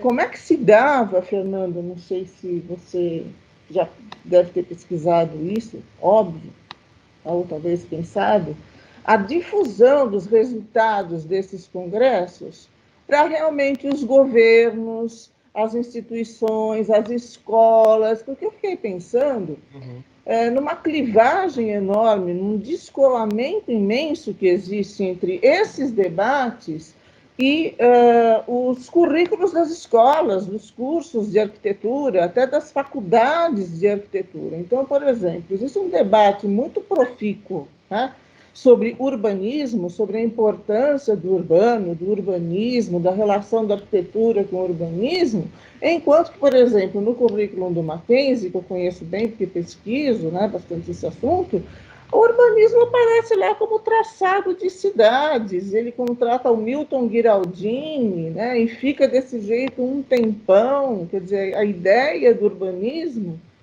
não vinga, né, não aparece tão cedo, né, nas escolas, nos currículos. Né? Então, eu queria saber um pouco dessa questão da difusão dos resultados, como é que se dava um pouco. Né? Uma outra coisa que me chamou muita atenção ao estudar sobre os congressos pan-americanos foi o Congresso de 23. Né? E o Congresso de 23 ele tem uma característica muito interessante, que ele é muito influenciado pela Quinta Conferência Internacional Pan-Americana. Então, a gente tem que lembrar que nesse período existe, para a construção do pan-americanismo, né, não só os congressos pan-americanos de arquitetos, mas as conferências internacionais. E, em 23, o Afrânio de Melo Franco, que é o tio de Rodrigo Melo Franco, participa ativamente. Ele é o agente, ele é o ator na Quinta Conferência Internacional, né? E depois é bastante discutida a questão da criação dos serviços de proteção ao patrimônio. Então, acho que existe um vínculo muito grande entre o que está acontecendo nas conferências internacionais pan-americanas e nos congressos de arquitetos. Né? Então, isso me chamou bastante atenção no Congresso de 23, queria ouvir um pouquinho você sobre isso. Tá? Legal, ótimo. Obrigado. Imagina, eu adorei. Tem muita coisa para trocar figurinha. Acho que o França agora faz também, né, Cristina? É, o França. Se ele quiser fazer, aí você responde numa... Tá. Talvez numa ataca. Ou se você quiser responder, depois ele faz também. Não, vamos fazer uma rodada, porque aí pode ser que a gente já costure mais coisas. Tá. Então pode fazer, França. Olá. Olá. Boa tarde. Antes de mais nada, é um prazer rever a professora Eunice, sempre simpática, sempre ensinando muito a gente. O professor Simões também, né, com quem eu tive aula. E a minha pergunta é o seguinte. Então, existe um livro do professor Simões, que eu sempre brinco, porque eu falo que ele deveria valer $1 milhão, porque é muito bom. É o Urbanismo no Brasil, de 1895 a 1965, com a coordenação da professora Maria Cristina Silva Leme. Inclusive, tem um capítulo do professor Simões que fala do Anhaya Mello. Né? A minha pergunta, parte da minha pergunta, a professora Eunice também colocou, que é o seguinte: eu primo, na minha profissão, eu sou arquiteto, para ter sempre uma visão prática das questões de urbanismo. Eu acho que o urbanismo se processa muito na prática. Né? É claro que a gente precisa discutir, criar conceitos, criar avaliações, mas a coisa eu acho que deve acontecer na prática. Então, a minha pergunta é a seguinte: o que de prático redundaram esses congressos em novas ideias, planos urbanísticos, ações transformadoras no Brasil em especial? Obrigado. Ok. Bem, vou começar por você, então, França. Eu acho que a gente faz a pergunta errada, indo para um congresso perguntar o que tem de prático, porque um congresso, apesar de ter uma duração tão extensa de 1 mês, ele não vai produzir de prático nada, a não ser a própria criação da dinâmica de pensamento, né? Então, eu acho que a grande questão que você coloca está muito ligado ao que a Eunice enunciou tão bem, que são as repercussões disso, né? E a maneira como isso vai tomando corpo. Bem, se você olhar brevemente as exposições pan-americanas de arquitetos, você vai ver o que tomou corpo, porque elas são exposições que acontecem em grandes edifícios e ficam abertas do primeiro dia do congresso até o último dia, são chamadas exposições pan-americanas de arquitetura, em que você tem de tudo ali dentro. Então, os projetos que são premiados, como Plano Agache, Plano de Avenidas, o Plano de Desenvolvimento de Buenos Aires, a construção de cidades novas mineradoras na Serra, na Cordilheira dos Andes, isso tudo está lá prático. Ela é apresentada para um júri designado como autoridades que vão julgar e vão conceder pequena medalha de prata, grande medalha de prata, pequena medalha de ouro, grande medalha de ouro, a grande medalha do Congresso. Então, assim, não estou falando de um evento vazio, Tanto é que ele é longevo até hoje. E ele é alimentado por aquilo que, aí eu discordo de você, o urbanismo não se constitui na prática. O que se constitui na prática, na verdade, é a feitura de cidades, que muitas vezes pode ser feita à revelia de um enunciado técnico. O urbanismo ele se destaca, inclusive, por ter uma dimensão que é erudita. Ele é um saber, ele é uma ciência. Então, como toda ciência, ele tem um teorema, e esse teorema ele é compartilhado e depois ele é implementado. Então, é fundamental a gente não perder de vista que nenhum congresso de arquitetura roda no vazio. Nós trabalhamos com a palpabilidade, né? O projeto ele antecipa uma realidade, quando construído ele é passível de crítica, mas enquanto projeto ele já é uma enunciação palpável. Então, ir para um congresso em que você tem produtos de arquitetos e urbanistas, está falando sobre realidades que eles estão almejando. E essas realidades muitas vezes acabam tomando corpo nas cidades. Então, você tem críticas super ácidas a Brasília também nos congressos pan-americanos, porque o projeto em 60 já estava para ser inaugurado, né? Assim como teve o de crítico de artes em 58, com canteiro de obras, 57 já tinha o edital do concurso, o concurso rolando, em 60 ela estava colocada. Quer dizer, há uma necessidade de compreensão desses entidades como elementos fundamentais de uma ideia que, inclusive, no caso de Brasília, rechaçava uma certa identidade continental, que não foi possível ter. Eu defendo que não existiu, embora eles tenham nascido com esse ímpeto, uma identidade continental, pan-americana. Os países continuaram tendo as suas próprias identidades, aquilo que era compartilhado internacionalmente se compartilhava na escala realizável, mas não há um projeto. O Leonardo tem uma coisa muito legal na tese dele, que ele apresentou agora no seminário História da Cidade e do Urbanismo, que é o debate de 7 décadas, praticamente, para a construção do Farol de Colombo, que é um edifício que vai ter um julgamento e só vai ser inaugurado agora, nos 500 anos do descobrimento da América, porque seria a identidade das Américas, e é um projeto que é uma tumba, né? É uma coisa, assim, tenebrosa lá em Santo Domingo e tal. Então, eu quero aproveitar e fazer um pouco essa colocação. É impossível se pensar num congresso de arquitetos que pelo menos não se tenha algo que se antecipa à realidade, né? E aí a professora Eunice fez 2 colocações fantásticas. A repercussão nos locais e nos currículos, ela é algo tão legal, porque tem um participante da Argentina, o Álvares, que escreve um texto publicado na revista Central, da Sociedade Central de Arquitetos de Buenos Aires, dizendo assim: não duvidemos das resoluções dos congressos do nosso cotidiano. E aí ele faz um texto justificando assim: as pessoas acham que a gente vai para um congresso, fica um mês fora, e a gente está fazendo turismo. Nós não estamos fazendo turismo. Nossa sistemática é super dura, nós entramos tantas horas da manhã, saímos à tarde, temos discussões temáticas, e acontecendo tais coisas, e debatemos tantas teses. Ele faz um relatório meio defendendo, né? Algo que sobre nós também recai quando a gente vai para os congressos fora, que a gente foi fazer turismo. Turismologia. Não era. Então, também a sistemática de como os congressos funcionavam estava um pouco por ali. E eu peguei esse texto do Álvares para ler, vinculado a uma ideia assim, tá, mas o quanto que isso frutificava? Frutificava em alguns lugares com um pouco mais de possibilidade, porque você vai ter algumas teses que já eram praticadas em universidades como as de Buenos Aires e de Montevidéu acontecendo. Então eles propunham que todo mundo tivesse o mesmo tipo de currículo, mas isso era completamente questionado dentro do Congresso.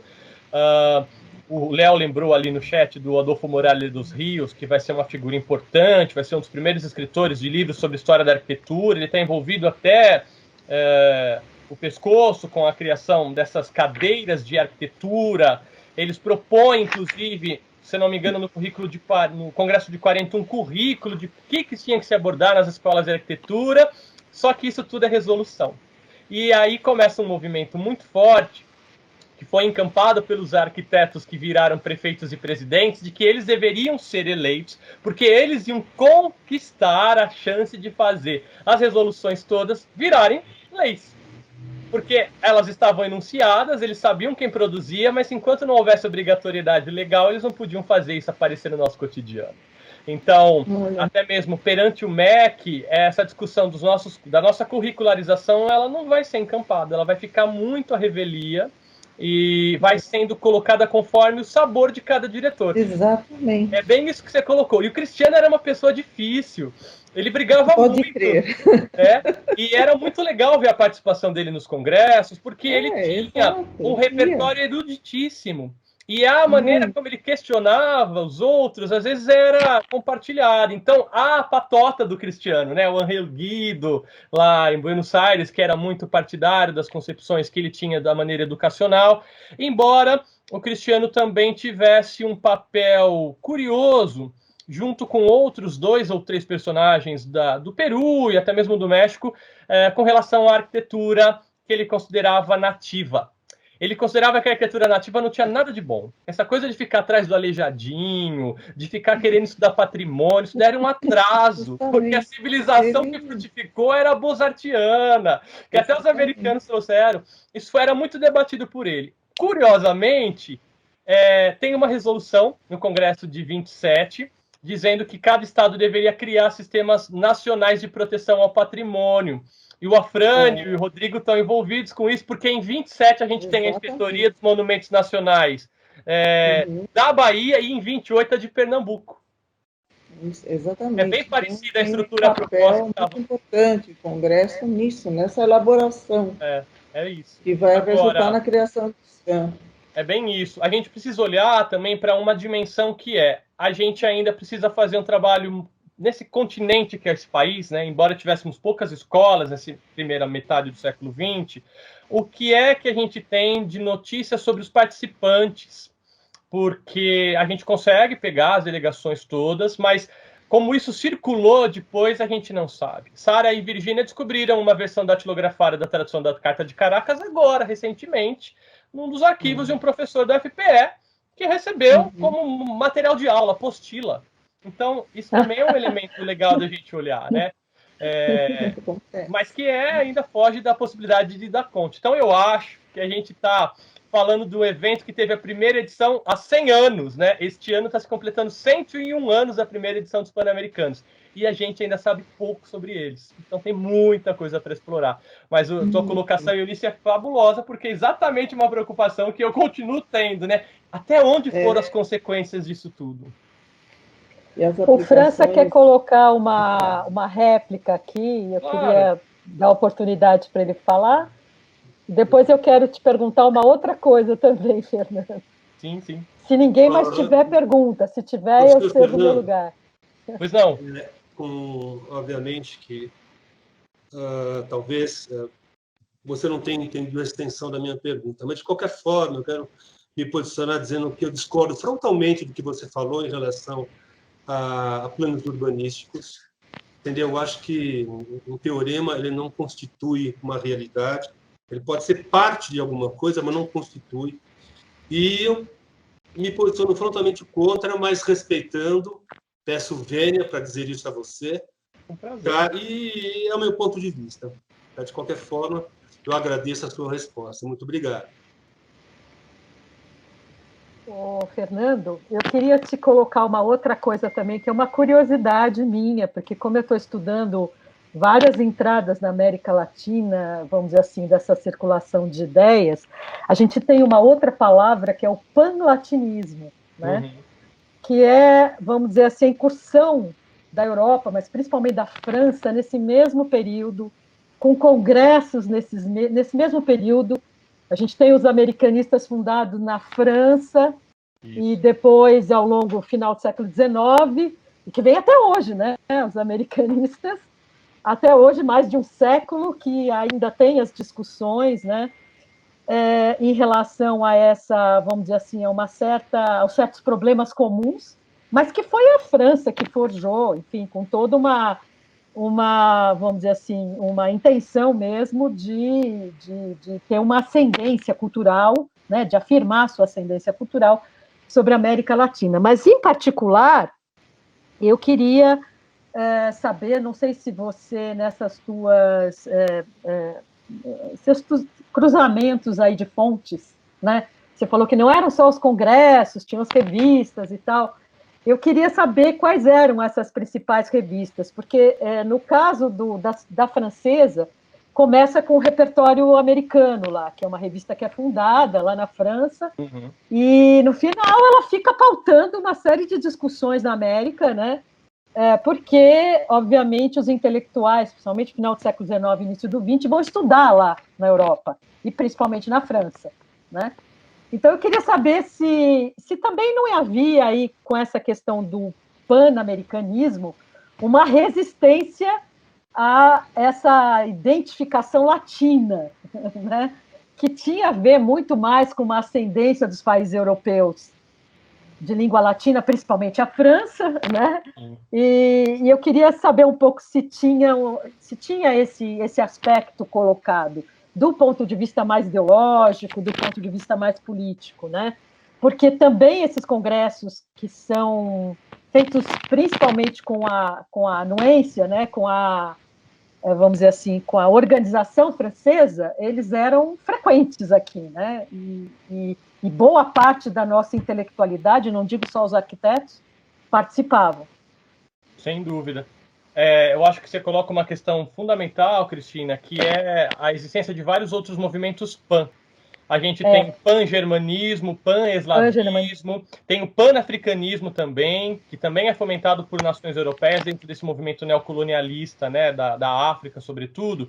E o pan-latinismo, ele é algo que, inclusive, num dos livros que você me emprestou, que eu gosto bastante sobre a forja da identidade latina, estava capitaneado pela França, né, e com repercussão por causa do Terceiro Império Napoleônico no México, em que a gente vai ter, inclusive, responsável pelo sistema de preservação, sem nunca ter pisado lá, o Viollet-le-Duc, né?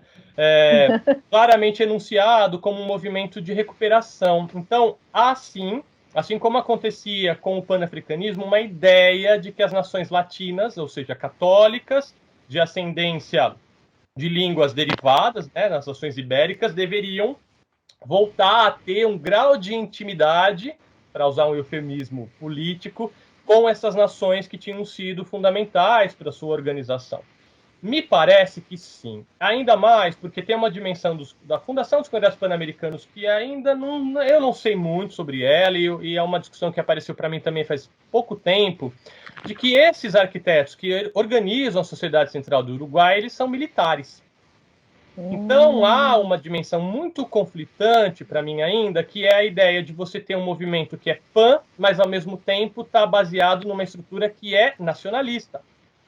O quanto você tem por trás disso também uma vontade, e pensando que você está eclodindo isso no momento da guerra, né, sendo forjada, de aproveitar talvez a construção de uma grande frente, uma frente ampla, para conseguir lutar contra um movimento que talvez fosse ameaçador. Esta é uma dimensão que eu cheguei há pouquíssimo tempo, faz uns 2 anos que me caiu um pouco essa possibilidade de pensar isso, mas precisaria de pesquisa em arquivo documental do Itamaraty, talvez na Biblioteca do Congresso, e até mesmo nos departamentos lá de Relações Exteriores do Uruguai. Essa é uma dimensão que eu acho que explicaria bastante a gente olhar para essa sequência de movimentos pan que estão acontecendo, e são vários mesmo. E o pan-americano, como ele só surge aí na primeira década, né, na virada da primeira década para a segunda, né, por volta de 1914, por aqui ele tem uma dimensão nacionalista militarizada muito forte. As primeiras fotos que aparecem lá dos organizadores são todos de uniforme, verde-oliva. E eles vão defendendo essa estrutura, depois eles acabam saindo, ele não configura, né? Mas as primeiras edições todas, que ficaram muito sob a responsabilidade do Uruguai, tem a ver com isso.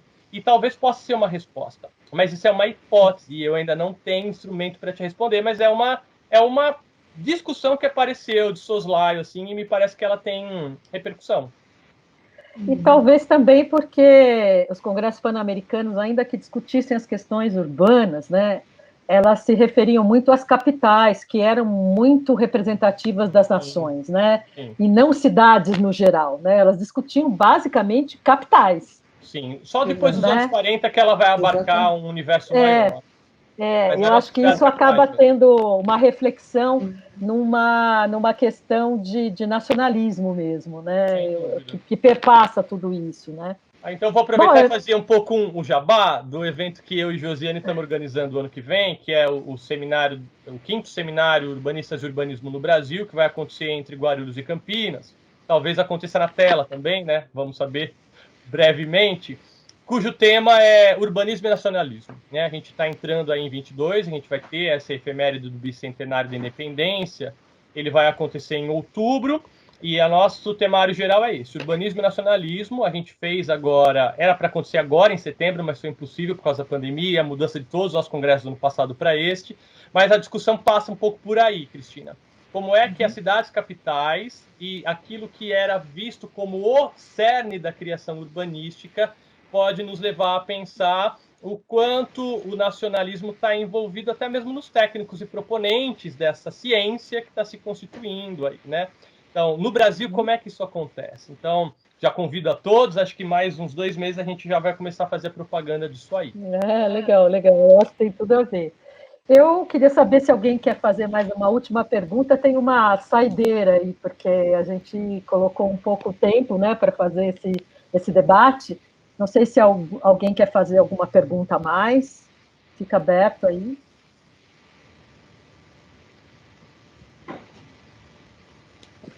Posso fazer uma que está coçando a língua? Pode. Os nossos alunos estão tímidos aqui, ninguém pergunta sobre o Congresso nada, né? de 30, que foi justamente no Rio, né, pela mão desse nosso amigo Nestor, né, coordenado pelo arquiteto Nestor Egídio de Figueiredo, né, que, para a nossa sapiência, ele é o autor de muitas proposições, muitos planos para o Brasil, né? Planos implementados e outros que ficaram apenas na proposição, né? Então, assim, uma coisa que assim, me leva a ter curiosidade é o que de fato esse Congresso de 30, realizado aqui com a coordenação do Nestor, realmente influencia no andamento da transformação das cidades brasileiras, se você pesquisou algo dentro disso. Que essa está coçando. Super legal. Ele é um personagem que eu quis muito saber sobre, e não consegui. Esse cara me entregou. Mas o Francisco Salles Trajano, professor do IAUSP, tem um trabalho muito bonito, que conseguiu algumas informações sobre ele, porque ele era paraibano. E vem para o Rio de Janeiro e acaba se transformando num grande expoente aí da produção arquitetônica, vai ser, inclusive, vinculado ao IAB. E ele eu descobri isso pesquisando o acervo do Paulo Santos, no Rio de Janeiro. Ele no que eu consegui descobrir até agora, uma das pessoas que teve programa de rádio sobre urbanismo. Então, eu achei uma transcrição de uma veiculação dele num jornal, no jornal à noite, porque ele foi na rádio à noite, ele tinha uma coluna fixa, e ele fez quase como uma espécie de podcasts preparatórios, né, a Van La Lettre, para o Congresso Pan-Americano. Então ele foi, e isso era irradiado pela rádio à noite, questões ligadas à formação do urbanismo como ciência e até da importância desse evento no Rio de Janeiro. Então, o meu prazer gigantesco, que ainda não consegui obter, fui até o Museu da Imagem e Som, era ver se a gente tinha transcrições, ou pelo menos a pauta dos programas radiofônicos deste personagem. Só consegui caquinhos, uma coisa aqui ou outra lá. Mas parece que a adesão da imprensa, que foi super grande cobrindo o evento, teve muito a ver com essa dimensão também, que para a gente hoje é intangível, do rádio, falando sobre cidades e convencendo as pessoas a tomarem partido e perceberem essa dimensão. Isso é uma condição concreta importante. Sem dúvida. Né, de efeito dos congressos, né? E o Leonardo está dizendo aqui no chat que o Agache chegou a participar e proferir discursos nesse programa de rádio. O Leonardo não quer pegar o microfone e falar, Leonardo, por favor. Eu li o que ele escreveu. Por favor, quiser fazer um comentário, não precisa ser só pergunta, por favor. Pois é, Leonardo. É só mesmo agradecer a palestra do Fernando. Toda vez que eu ouço ele falar, me vem coisas novas assim na cabeça. Então, eu fiquei pensando muito nessa questão da planificação, né, como ela se impõe, de fato, como modelo profissional para esses arquitetos ao longo desse arco que o Fernando colocou, porque, quer dizer, na década de 20 aparecia muito essa coisa do não, então todas as cidades têm que ser o seu plano regulador, o seu plano de extensão, e isso vai tomando uma forma ao longo das décadas, e chega nesse sentido de dizer que a profissão, então, do arquiteto é pautada no planejar, e já na escala mais regional, né, era um planejamento mais regional que a gente chega a falar na década de 50.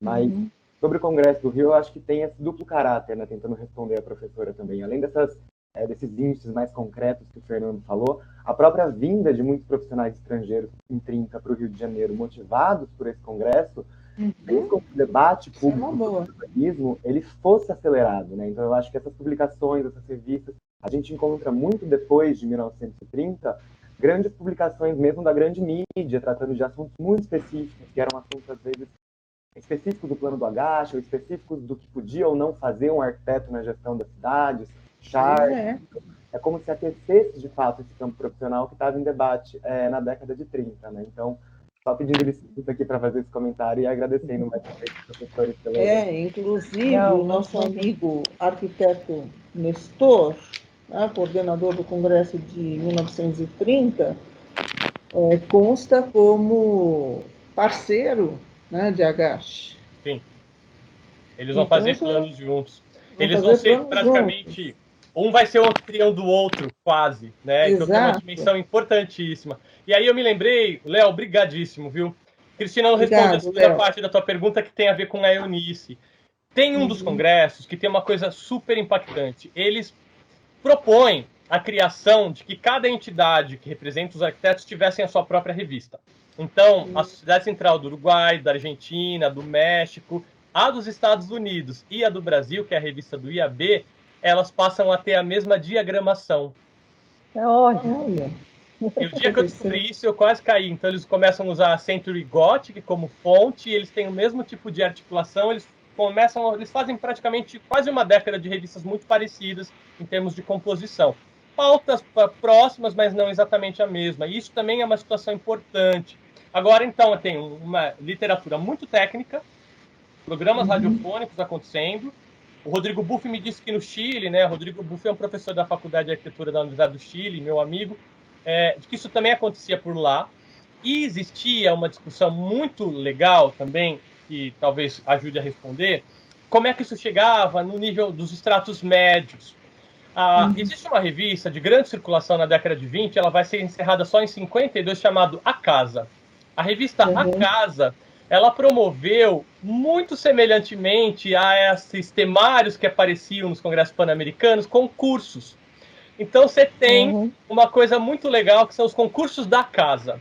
E aí você tem, depois revelados, projetinhos como encartes que eram consumidos por construtores.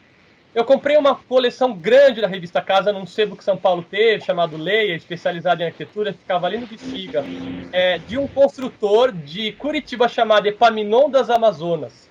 Eu não sei porque veio parar em São Paulo. E ele tinha, com grafite em várias das plantinhas dos concursos, pequenas alterações, porque ele construiu essas casinhas.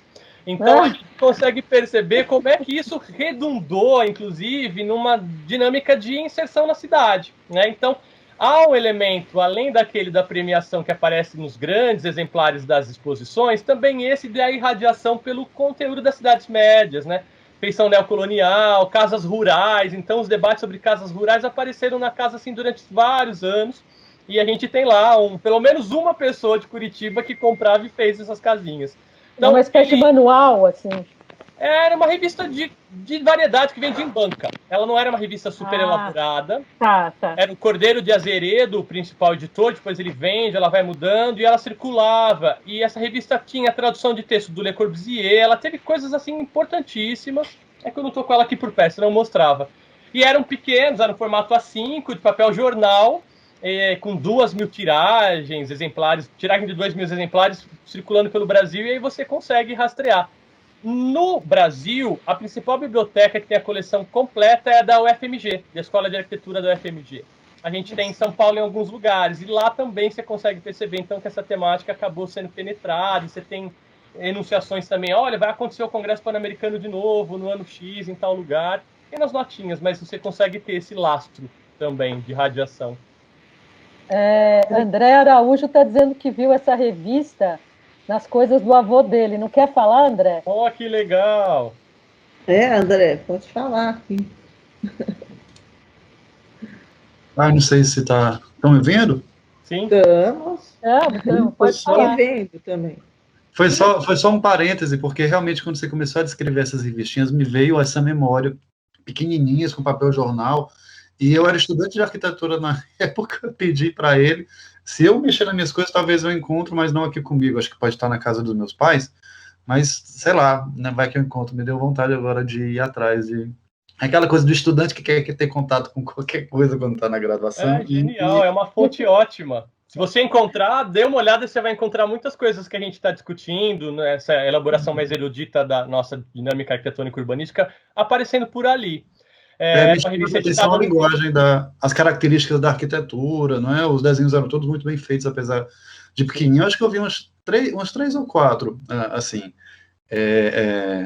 Enfim. Era mensal, né? Era uma revista mensal, era muito interessante, no valor não era exacerbado, tinha assinatura, e você tem, inclusive, os locais nas capitais brasileiras em que você tinha os representantes. Então, essa é uma revista. Agora, internacional também, você tem uma que eu até apresentei no evento da PUC ano passado, 3 anos já quase, que é a Engenharia Internacional, que é essa revista do grupo McGraw-Hill, que é publicada em espanhol para atingir as Américas e que também acompanha, um pouco mais no âmbito do grande planejamento e da infraestrutura, o movimento dessas cidades latino-americanas. Inclusive, o editor, o Vern Leroy Havens, ele excursionou em 19 e 20 pelo continente americano, veio a São Paulo, escrevi agora, apresentei no Seminário História da Cidade um texto sobre ele, nos mostrando também a penetração dessa indústria editorial, que faz uma revista em espanhol, mas que não era editada no continente hispanohablante, era feita lá por causa dessa situação.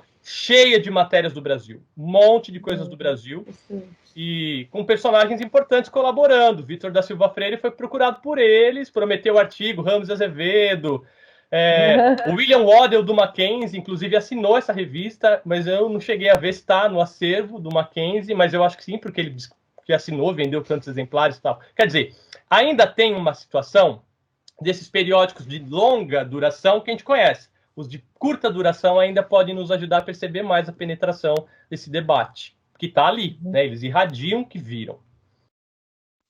Legal. Bom, dado já o horário, eu queria agradecer a presença de todos, agradecer principalmente o Fernando aqui pela disposição de responder as perguntas, enfim, coisas inclusive que acabam gerando em função da curiosidade mesmo, né? Porque a gente toma um susto quando a gente vê a pauta desses congressos, né? A gente fala, nossa, mas que mundo outro, né? Que nem se sabia que poderia ter, inclusive pela sequência deles, né?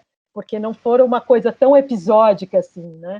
E como você falou, até hoje, embora tenham mudado o teor, permanecem e tudo, né? E queria agradecer a presença de todos, queria dizer que a gente tem uma agenda de palestras, né? Que a ideia é que a gente possa fazer exatamente o que a gente fez isso no caso dos alunos, né? Principalmente a gente trabalhar essa ideia de texto, autor e contexto, né? Quer dizer, a gente poder pegar o texto do autor, trabalhar com os alunos leram seu texto, né? Isso é legal. E depois ouvir, de fato, o que o autor tem a dizer, até porque quase todos os textos que a gente... Quase todos não, todos os textos que estão selecionados foram pelos próprios autores e são frutos de suas pesquisas, né? Então, acho que isso tem, assim, uma sobreposição de elementos aí importantes que transparece um pouco a forma como as pesquisas são feitas, as formas como surgem novas questões para pesquisas, né, a forma como as pesquisas dialogam, né, com o próprio repertório científico já conhecido e também com as próprias discussões sobre o próprio urbanismo e as cidades, né, num certo sentido de como isso reverberou ou de alguma forma tinha relação com o que estava se fazendo naquele momento, né? Então, acho que isso, talvez, isso da parte dos alunos e para quem está vindo ver a palestra, eu acho que tem a importância no sentido de que essas temáticas não são temáticas tão comuns, né, encontradas nos nossos meios e que muitas vezes abrem, como falou o Zé Geraldo, para novos temas de pesquisa, né? Eu acho que certamente as respostas do Fernando e a apresentação dele suscitou uma série de dúvidas aqui que as pessoas vão falar, opa, tem lugar aqui para outros trabalhos, né? E agradecer, então, a presença de todos. E dizer que a aula do Mackenzie continua. E, Eunice, se você quiser... Fernando, muito obrigada novamente. Prazer. Tá? Prazer enorme. Obrigado pela oportunidade. Gostaria de participar do evento todo nas próximas semanas, mas eu começo a dar aula exatamente às quartas-feiras também, então não vou conseguir. Mas, olha, parabéns a vocês três pela organização, pela Ana Paula também pelo suporte, porque é uma oportunidade raríssima. Posso atestar. E foi um prazer estar aqui e interagir com vocês. Obrigadíssimo. Muito obrigada, Fernando. Obrigada a todos.